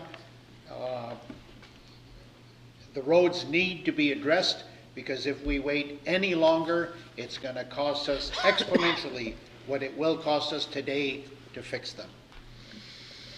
So with that being said, as much as I don't like to borrow, I will support the borrowing, but I do have to say that I'm sure glad the taxpayers will be doing the voting at town meeting on this one. Right, they'll get the final say, so. Because definitely our job here is not to spend money that's, I hear you. and we're here trying to balance the best of both worlds. Mr. Chair, Yeah, Dave? can I say something? Yep. Just a little project that we did when I was on the board with Vinny. Before the Acadian Congress, the Mill Street turning into Main Street looked like it had been bombed. They were just as bad as the streets in Baghdad. And I remember talking to Christine. I says, we're going to get that hot top. People are going to be marching in there. I mean, we're having the Acadian Congress. It needs to be done. Well, that street is 3 lanes wide. Traditionally, we would have paved 3 lanes wide. But the lane going towards Canada was nothing wrong with it. I said, why are we paving that part? Is it because of the color? I says, let's paint let's pave the 2 lanes coming up, and we ended up saving 1/3 of the cost. Okay, and we have a lot of roads like that over here. Younger Road is one of them. It doesn't need to be hot top from one end to the other, and I realize the contractors don't like to do that, to pave a piece and then lift it up and go pave another piece. Canada has some of the longest roads per capita in any country, because it's a big country. And the only way they can keep up with their hot topping is by being professional road patchers, basically. And you do a great job at it. And between the patches, it's a little less lighter color, and where the patches are, it's a little darker. But they really do a good job, and it keeps it flat, and it keeps the wheels rolling. I think we can do that. I would recommend that we borrow the amount of money that that loan is being expired for. And if you can find a few more dollars to add to it, whatever that money would pay for a loan, to use that for repairs. And if we need to address this in 2 years down the road to do some more, because we feel that we need to do more, we can at that time. But this year was a great year because Kevin did a great job by patching, not just patching, but taking care of the mud holes. Because had we had that hot top put on this year, we would have been skim coating over mud holes.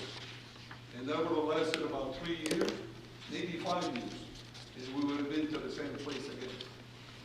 So I think it's better off if you bite a little bite at a time than to bite a big bite. A big bite and to, again, put his budget in peril by skimming his hot top maintenance budget and trying to throw it on a 15-year loan or even 12 months. Steps back about 10 years ago, when we went in the first crisis with the mill. Public Works, Kevin had a budget of almost $480,000. We went in and raped them. We took it all. We offset the taxes so that we didn't have to raise the rates. In the anticipation we were going to come back and put more money into the budget, but they never, his capital funding, we never put money back in, so we never had an excess every year, we just took it. So he had money in his reserve account at one time that we went through and took to make it so that we didn't have to raise the taxes and make it so that the town wasn't hurting. So back years ago, in anticipation that we were going to turn around and do the money, we're going to go for a low interest loan to do the payment. That's a little bit of issue. So that's where we are today. Yes, exactly. And we gained, I hate to say this for Kevin, but we gained 10 years on the back of the public works money. So we went 10 years without basically going back to the board, money to do it. We took all this money out of his account. Well, I mean, just to put things into context, and we're talking about the same time period, you know, the 08 recession, and that was really hitting in 2010, and, you know, revenue sharing dipped, okay, at the same time. The 2013 tax abatement, the loss of revenue from the mill, the town cut, the school cut, all of that, hardly any mill rate increases, was all absorbed. 1.2 million in 1 year we had to absorb. Was all absorbed in operational and in capital outlays. And so that's, you know, it provided tax relief, you know, it provided stability in the mill rate, yeah. But it was all, you know, stuff that needed to get done or replaced at some point in time. And here we are, you know, and It's putting, with more roads than we had putting some before. good stress on us, I can tell you that. And Mr. Moran talked about Mill Street. Well, you know, the town traded Lakeshore Road for Mill Street because you know, that was a state aid road. And they said, well, we'll take over Mill Street. We'll kind of fix up Lakeshore Road, MDOT, and then let you have that. And we'll take Mill Street. Well, Mill Street, guess what? When the new bridge opens up, Mill Street's going to come back to us, and that'll be on our dime again. And so, I mean, we had no way to foresee that back then, right? That's the crystal ball that we don't have. That, unfortunately, it'd be nice if we did. But, and so, you know. Vinny, would you agree with Dave as far as taking a smaller bite on a loan? I'm gonna say this, two parts. Yes, I agree with Dave, but with the 1.3 something % financing, you can't split it there. So it doesn't matter if you take a smaller bite, that percentage rate on that financing, we're not gonna see that again. Right. So when I say go the 3 million, you can always keep it in the bank account, and you're still gonna save money because later on it's gonna be 2.2, 2.6. That difference percentage is not gonna make a difference. So if you're gonna go get the money, so what if you only use 2.5 million? As long as it's still in a reserve account, and you're not killing yourself, you're gonna lock in at that rate, you can't beat it. And it's unseen. David, is that your final answer? Do you want to call a friend? Phone a friend. I don't have any. At 1.3%, it's probably a better term than the one that's expiring. Oh my God, it says, this one here is at 3.95. There you go. So they borrowed 1.5 million for 3.95. How much can you borrow at 1.3% and still have? Still have the same payment. Same payment. Probably at 2.2, 2.4. So The same payment. So what if they do the $3 million loan, and it doesn't say that we have to hot top everything in 2 years? What if we spread it out into 3 years? Well, yeah, that's what Vinnie's kind of saying, just. Yeah, so that way it gives us more time to do what we have to do, and if 1 year says that, the prices were up and it might go down or whatever, maybe we can do that. Spread it out into 3 years. Yeah. Is Or, there, if it works 2 years, which is fine. what's the legality of, oh, you're going to the bond with this, or? No, we'll first go to the, Like, so what's the legality of, if the money's sitting in the bank, like there's, and we use half, and there's and then disaster strikes, can we go back to the taxpayer and say, no, because it's bonded at that point? so with bond, you gotta go through, we just kind of talked about this, with the bond bank, you gotta use the monies for the intended purpose. Okay, that So was my question. First of all, you gotta go with the intended purpose that was established at town meeting, and with the bond bank, you gotta use the money for, and it's called arbitrage, and so you can't use it for any other reason than what it was borrowed for. And you can't put it in the bank and make money on it. In other words, you're paying the full payment even if you don't spend it. Right, I think that there are some times that, depending on the type of borrowing, you can earn a little, up to a certain amount of interest, but not much. I don't know that number off the top of my head, though.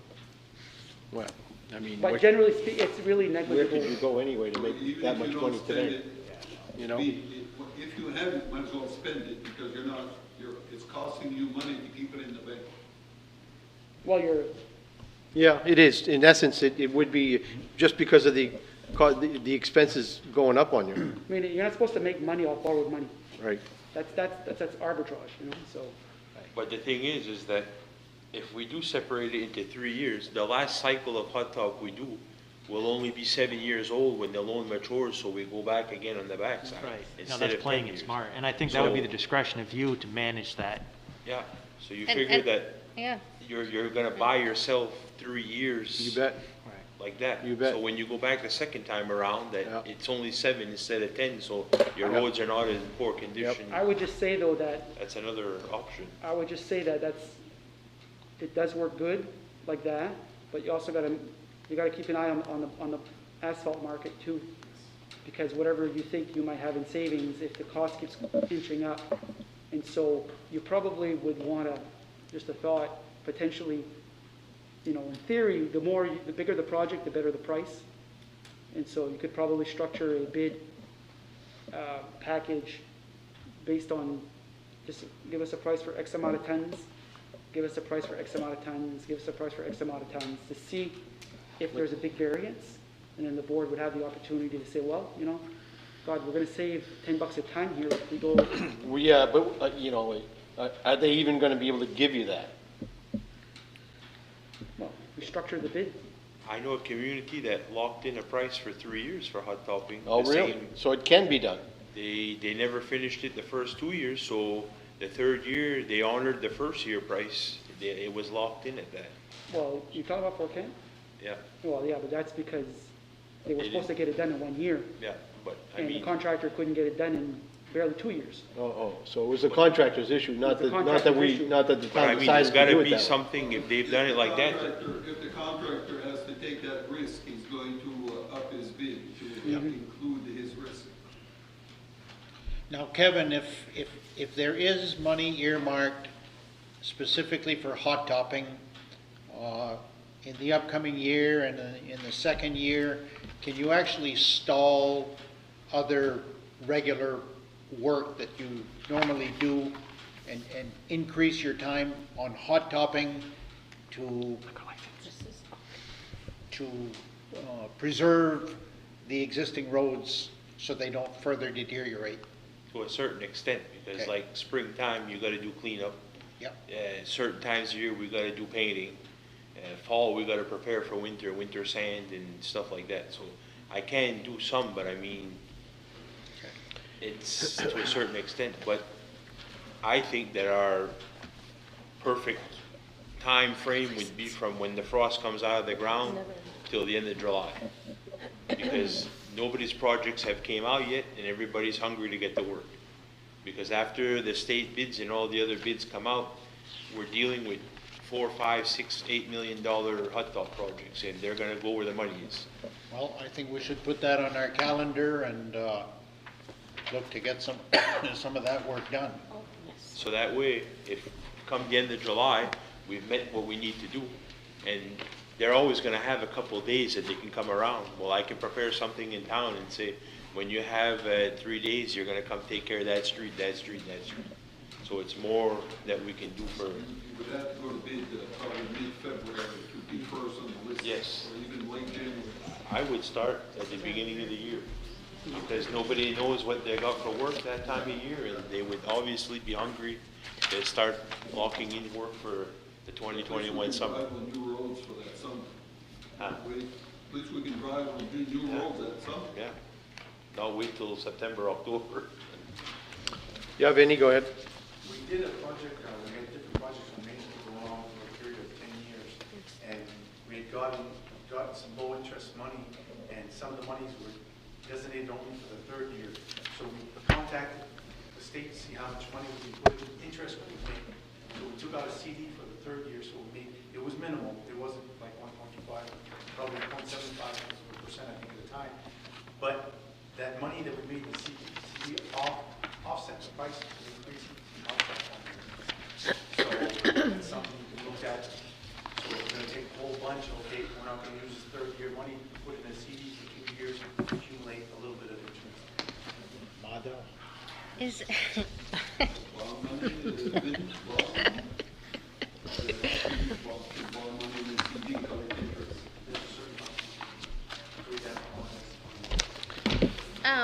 is there, okay, so to kind of work off all this conversation, does this specific list have to follow the warrant? And the reason I'm asking that is, my brain goes 100 miles an hour, and this might be the stupidest question ever, but if we borrow the 3 million, and Kevin does half or a third, and then, another third, and that money's sitting there, can that money be used on other roads, like if there's a road not on this list, can that be used there and his 264 or 364 stay in the account? Earning interest. If we can't earn interest on this, we're borrowing it for roads, does it have to be this specific list of roads in this project? Yeah, I didn't make the motion with the list, I just made the motion for the amount. So what's gonna happen is when we take our warrant article, we send it to the bond council, they're gonna wanna see the town meeting warrant as approved. And so whatever was enabled. Thank you. Whatever was enabled, and granted though, this had some language in it last year, so it was estimations and, this is subject to change. But the bond council's gonna look at everything in that warrant, and that's gonna be part of bond council giving their opinion to the bond bank that, this is good lending for them. So, yeah, you don't have to be this specific, in the warrant article. It could be as simple as, shall the voters approve a $3 million bond for a paving project for roads and streets in the town of Madawaska. I'm just thinking ahead because, you know, just got done saying I don't want to touch his asphalt money ever. But, you know, if it alleviates some concern that in 2 years from now, all of a sudden state revenue sharing goes down by $300,000, oh my God, we're going to bring the mill rate up. I mean, is that possible that we would steal that again? Or not that I want to. I have to see all the angles, I guess. mean, this really has no bearing on what we're deciding right now, right? Well, this is a it's planning. the amount of money that we're choosing to Consider work this, with. this is somewhat of a planning document. And the previous board wanted to have the people to see what the vision was. Thank you. More or less. And so, don't have to do that. I think that you're working with a budget in mind. It's not necessary that you have all this in the warrant article. Okay, this wasn't necessarily attached to the warrant article underneath it, but it was behind the warrant. I think it was like the last page in the warrant. It was like a supporting document to describe the project estimate and the scope. Well, of course, I mean, that probably makes it a little easier for everybody to understand at town meeting what they're trying to fund. You know, if you've got this in front of them, as opposed to just a dollar amount. That, or they can put a proposed amount, $2 million earmarked for the back roads and $1 million in town. So that way you don't have to, because if you have something in writing, you know as well as I do, somebody's gonna say, well, I saw it here and it's not here no more. Right? Well, I guess that's why I'm questioning it. Yeah. I'd add the word tentative to the top of it or something to show that it's just a living document. Because the last time I think we had put just, it was an estimation or a proposed, so Yeah, it it wasn't says it right- written. That's what it is, Yeah, too. proposed, Yeah. so. This is It's an taken right out estimate of the based on town book. $82. Proposed subject to change. Well, and if he does try to spread this out over 2 or 3 years, you know that people are gonna have seen, or, you know, someone will be looking for their road and you know, they're gonna wanna know why their road wasn't done in the first year.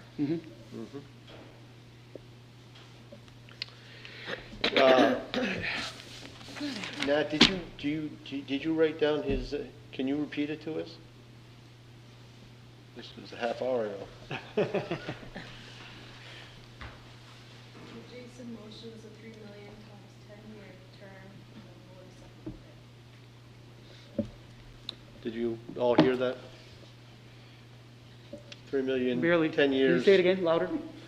I didn't hear it. Jason motions a $3 million Yep, term for 10 years, and then Lori seconded it. and Lori seconded. And do we have any other discussion on this at this point?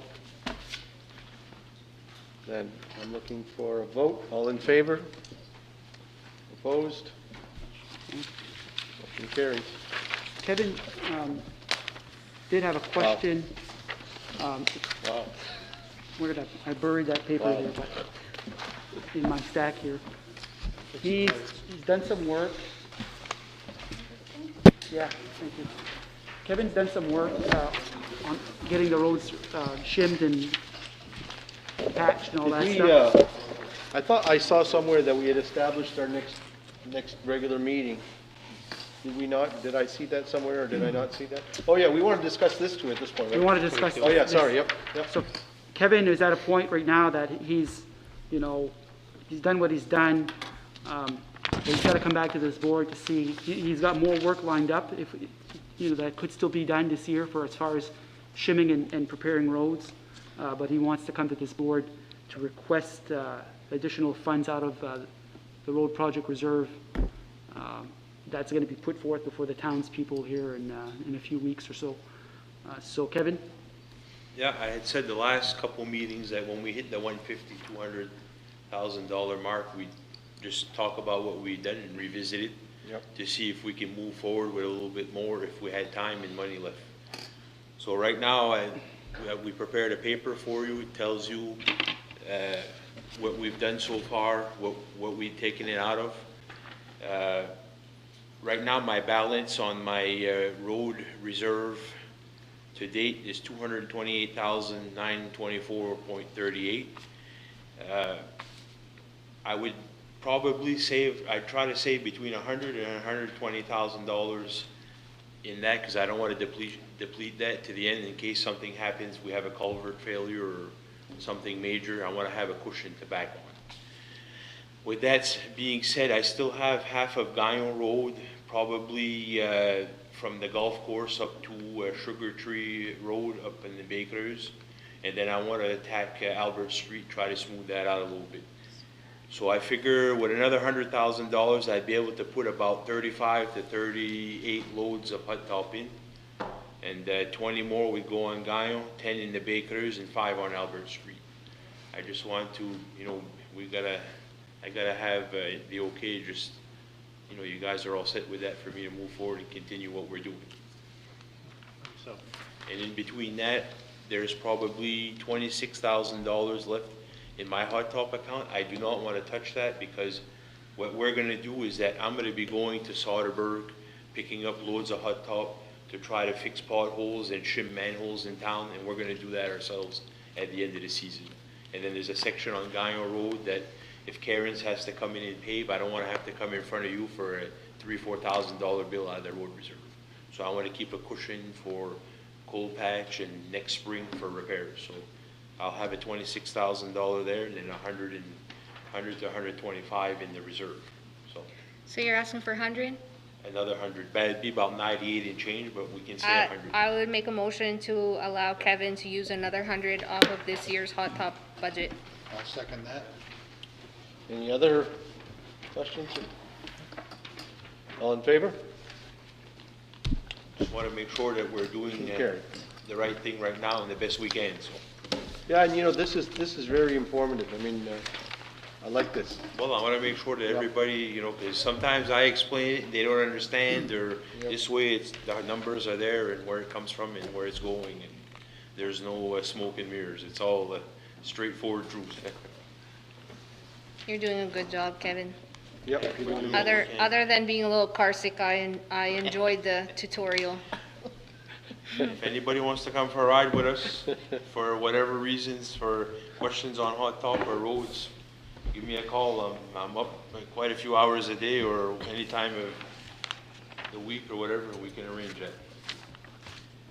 I inspect them regularly between 4 and 5 in the morning. Can I make a request that we try to move our meetings to 5 o'clock?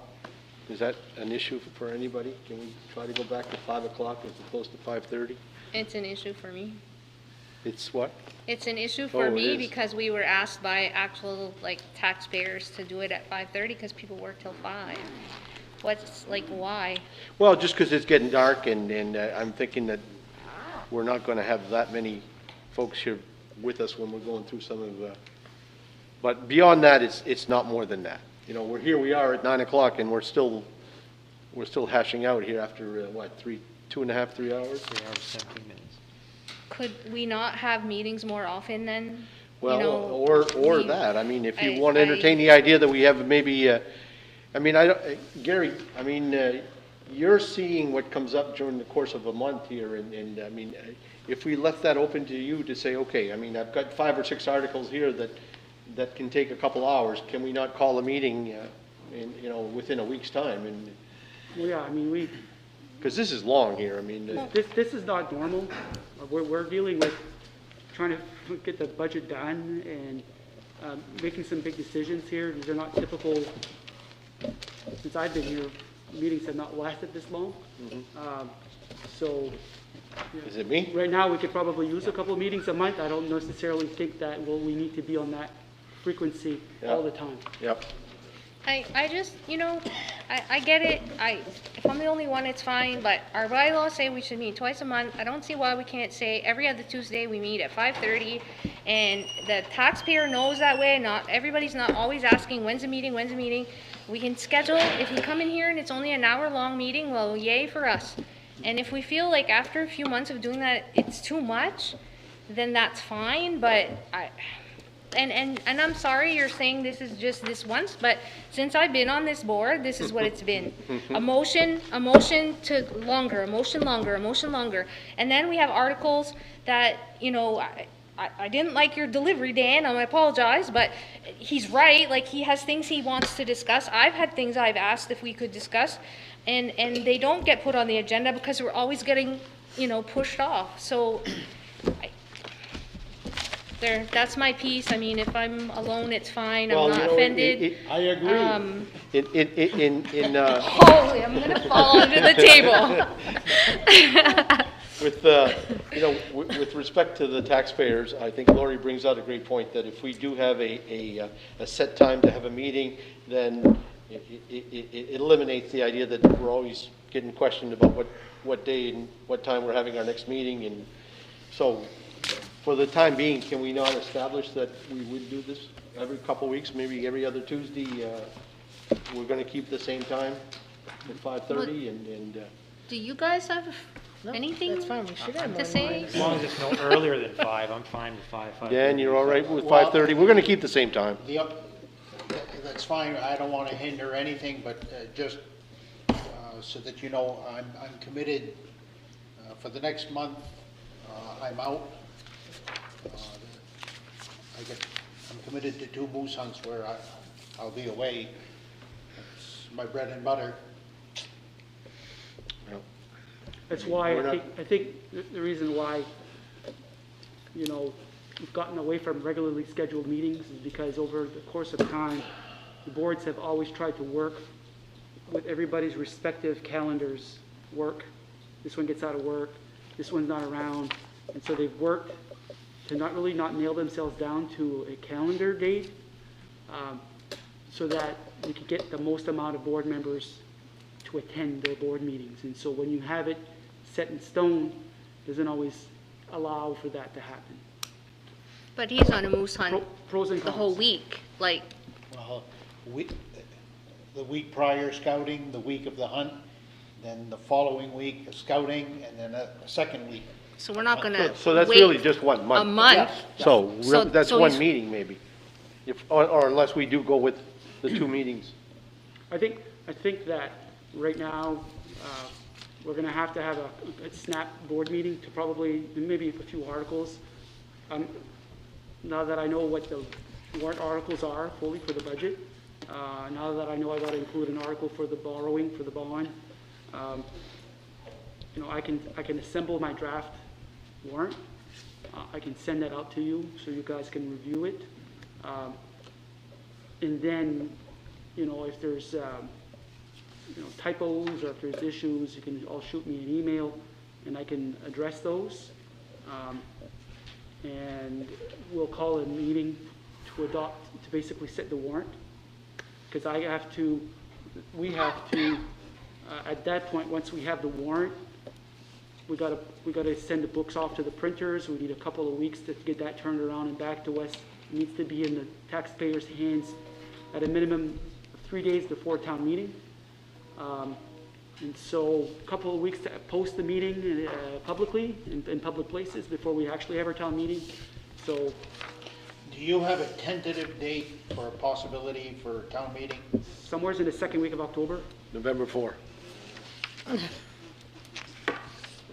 I don't want to push it off too long because we really have to, you know, after, just to give you a timeline, we do that, then we have to meet again to set the mill rate, so that we can commit the taxes and set the mill rate. And then from there, we got to send out our billing for the tax bills and turn that around. So the longer we wait, the longer it is to get revenue back in the door. We're late billing this year, and it's not ideal for the taxpayers when they get their bill so late and then taxes are due in March. The tax due date doesn't change. It's always around March 15th. So when you commit normally in June or July or August, they have almost a year, you know, but it shortens the amount of time that they got to pay their bill. Doug missed some. So sooner the better for them and then for cash flow. And then we can move on get that off our plate. Would be good. Is the road next to Central Building, the snowmobile trail issue, all of that going to be on the next agenda? Because It couldn't be on the next agenda? because we have to do something about that before it snows, obviously. I mean, I have all the information ready for you to act upon. The only thing that we have to do is if we're going to consider alternative areas, roads of access, we ought to let the residents nearby know so they have an opportunity to come talk to the board before the board weighs in on it. And so we can do that, you know, once we figure out when the next meeting date. I'm going to get to work on the warrant there. I'm probably 90% done. I got to go back and add this new information in and go over it. I want to get some bond counsel to give me some potential recommendations for a warrant article for this borrowing, so they're not. And fire truck. And the fire truck. Thank you, Mr. Vinnie, for your seasoned input into our meeting. I would, I'm motioning to adjourn. Yep, well, I was just gonna ask for a meeting, a date for our next meeting. So we're attempting to just stick with a month now, is that it? We're gonna stick with just one meeting for the next month at least? I think that next week, we'll probably have a meeting to set the town meeting warrant. Yeah, well, that's a snap meeting anyway, so. Right, I mean, and that could be any time, right? If you, I don't know if you want to have that in the evening, or it could be an afternoon thing, or whatever. It's still a public meeting, but we could, if it were during school hours, we would have to do it down at the town office, but it's just that one article, potentially. And then the regular board meeting. Does it make any difference to you if it's at the beginning of the week or the end of the week? See, if it's the beginning of the week, I can make it a point to be there, I'll come out, but if beyond Wednesday, if it's Monday, Tuesday night, I'll come down, but Wednesday on, come out, whatever. But you know, I don't need to be there. I think I can be ready by then. I think. All right, so then let's consider the regular meeting, which would be another, month from now? We're talking... No, I think probably sooner than that. Well, what date are you considering? You want to set that right now? Well, normally we do, unless you want to wait. Hold on.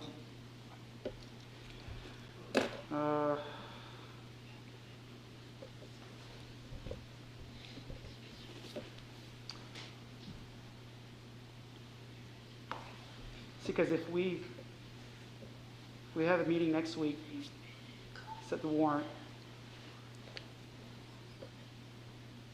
I mean, we could potentially meet on the last week of September. The last week of September? Like on the 29th. For the second week of October, the 6th. I go to 6, I can't the last week. We don't want to do anything in that third week of October because we're thinking probably town meeting in there. So we don't think we want to have. Can we push it to the 6th? You want to push it to the 6th? 6th of October? Yeah. Sure.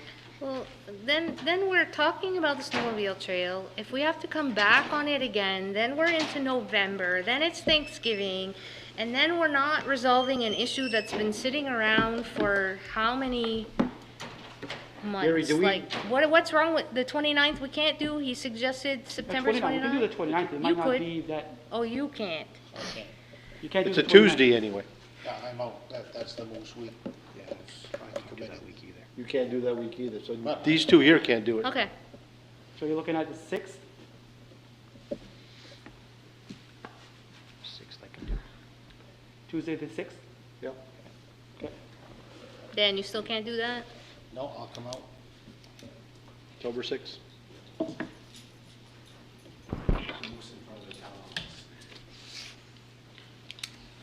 He needs help to skin his bears and they don't smell good, so you can have my spot.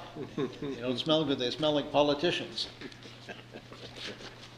October 6th.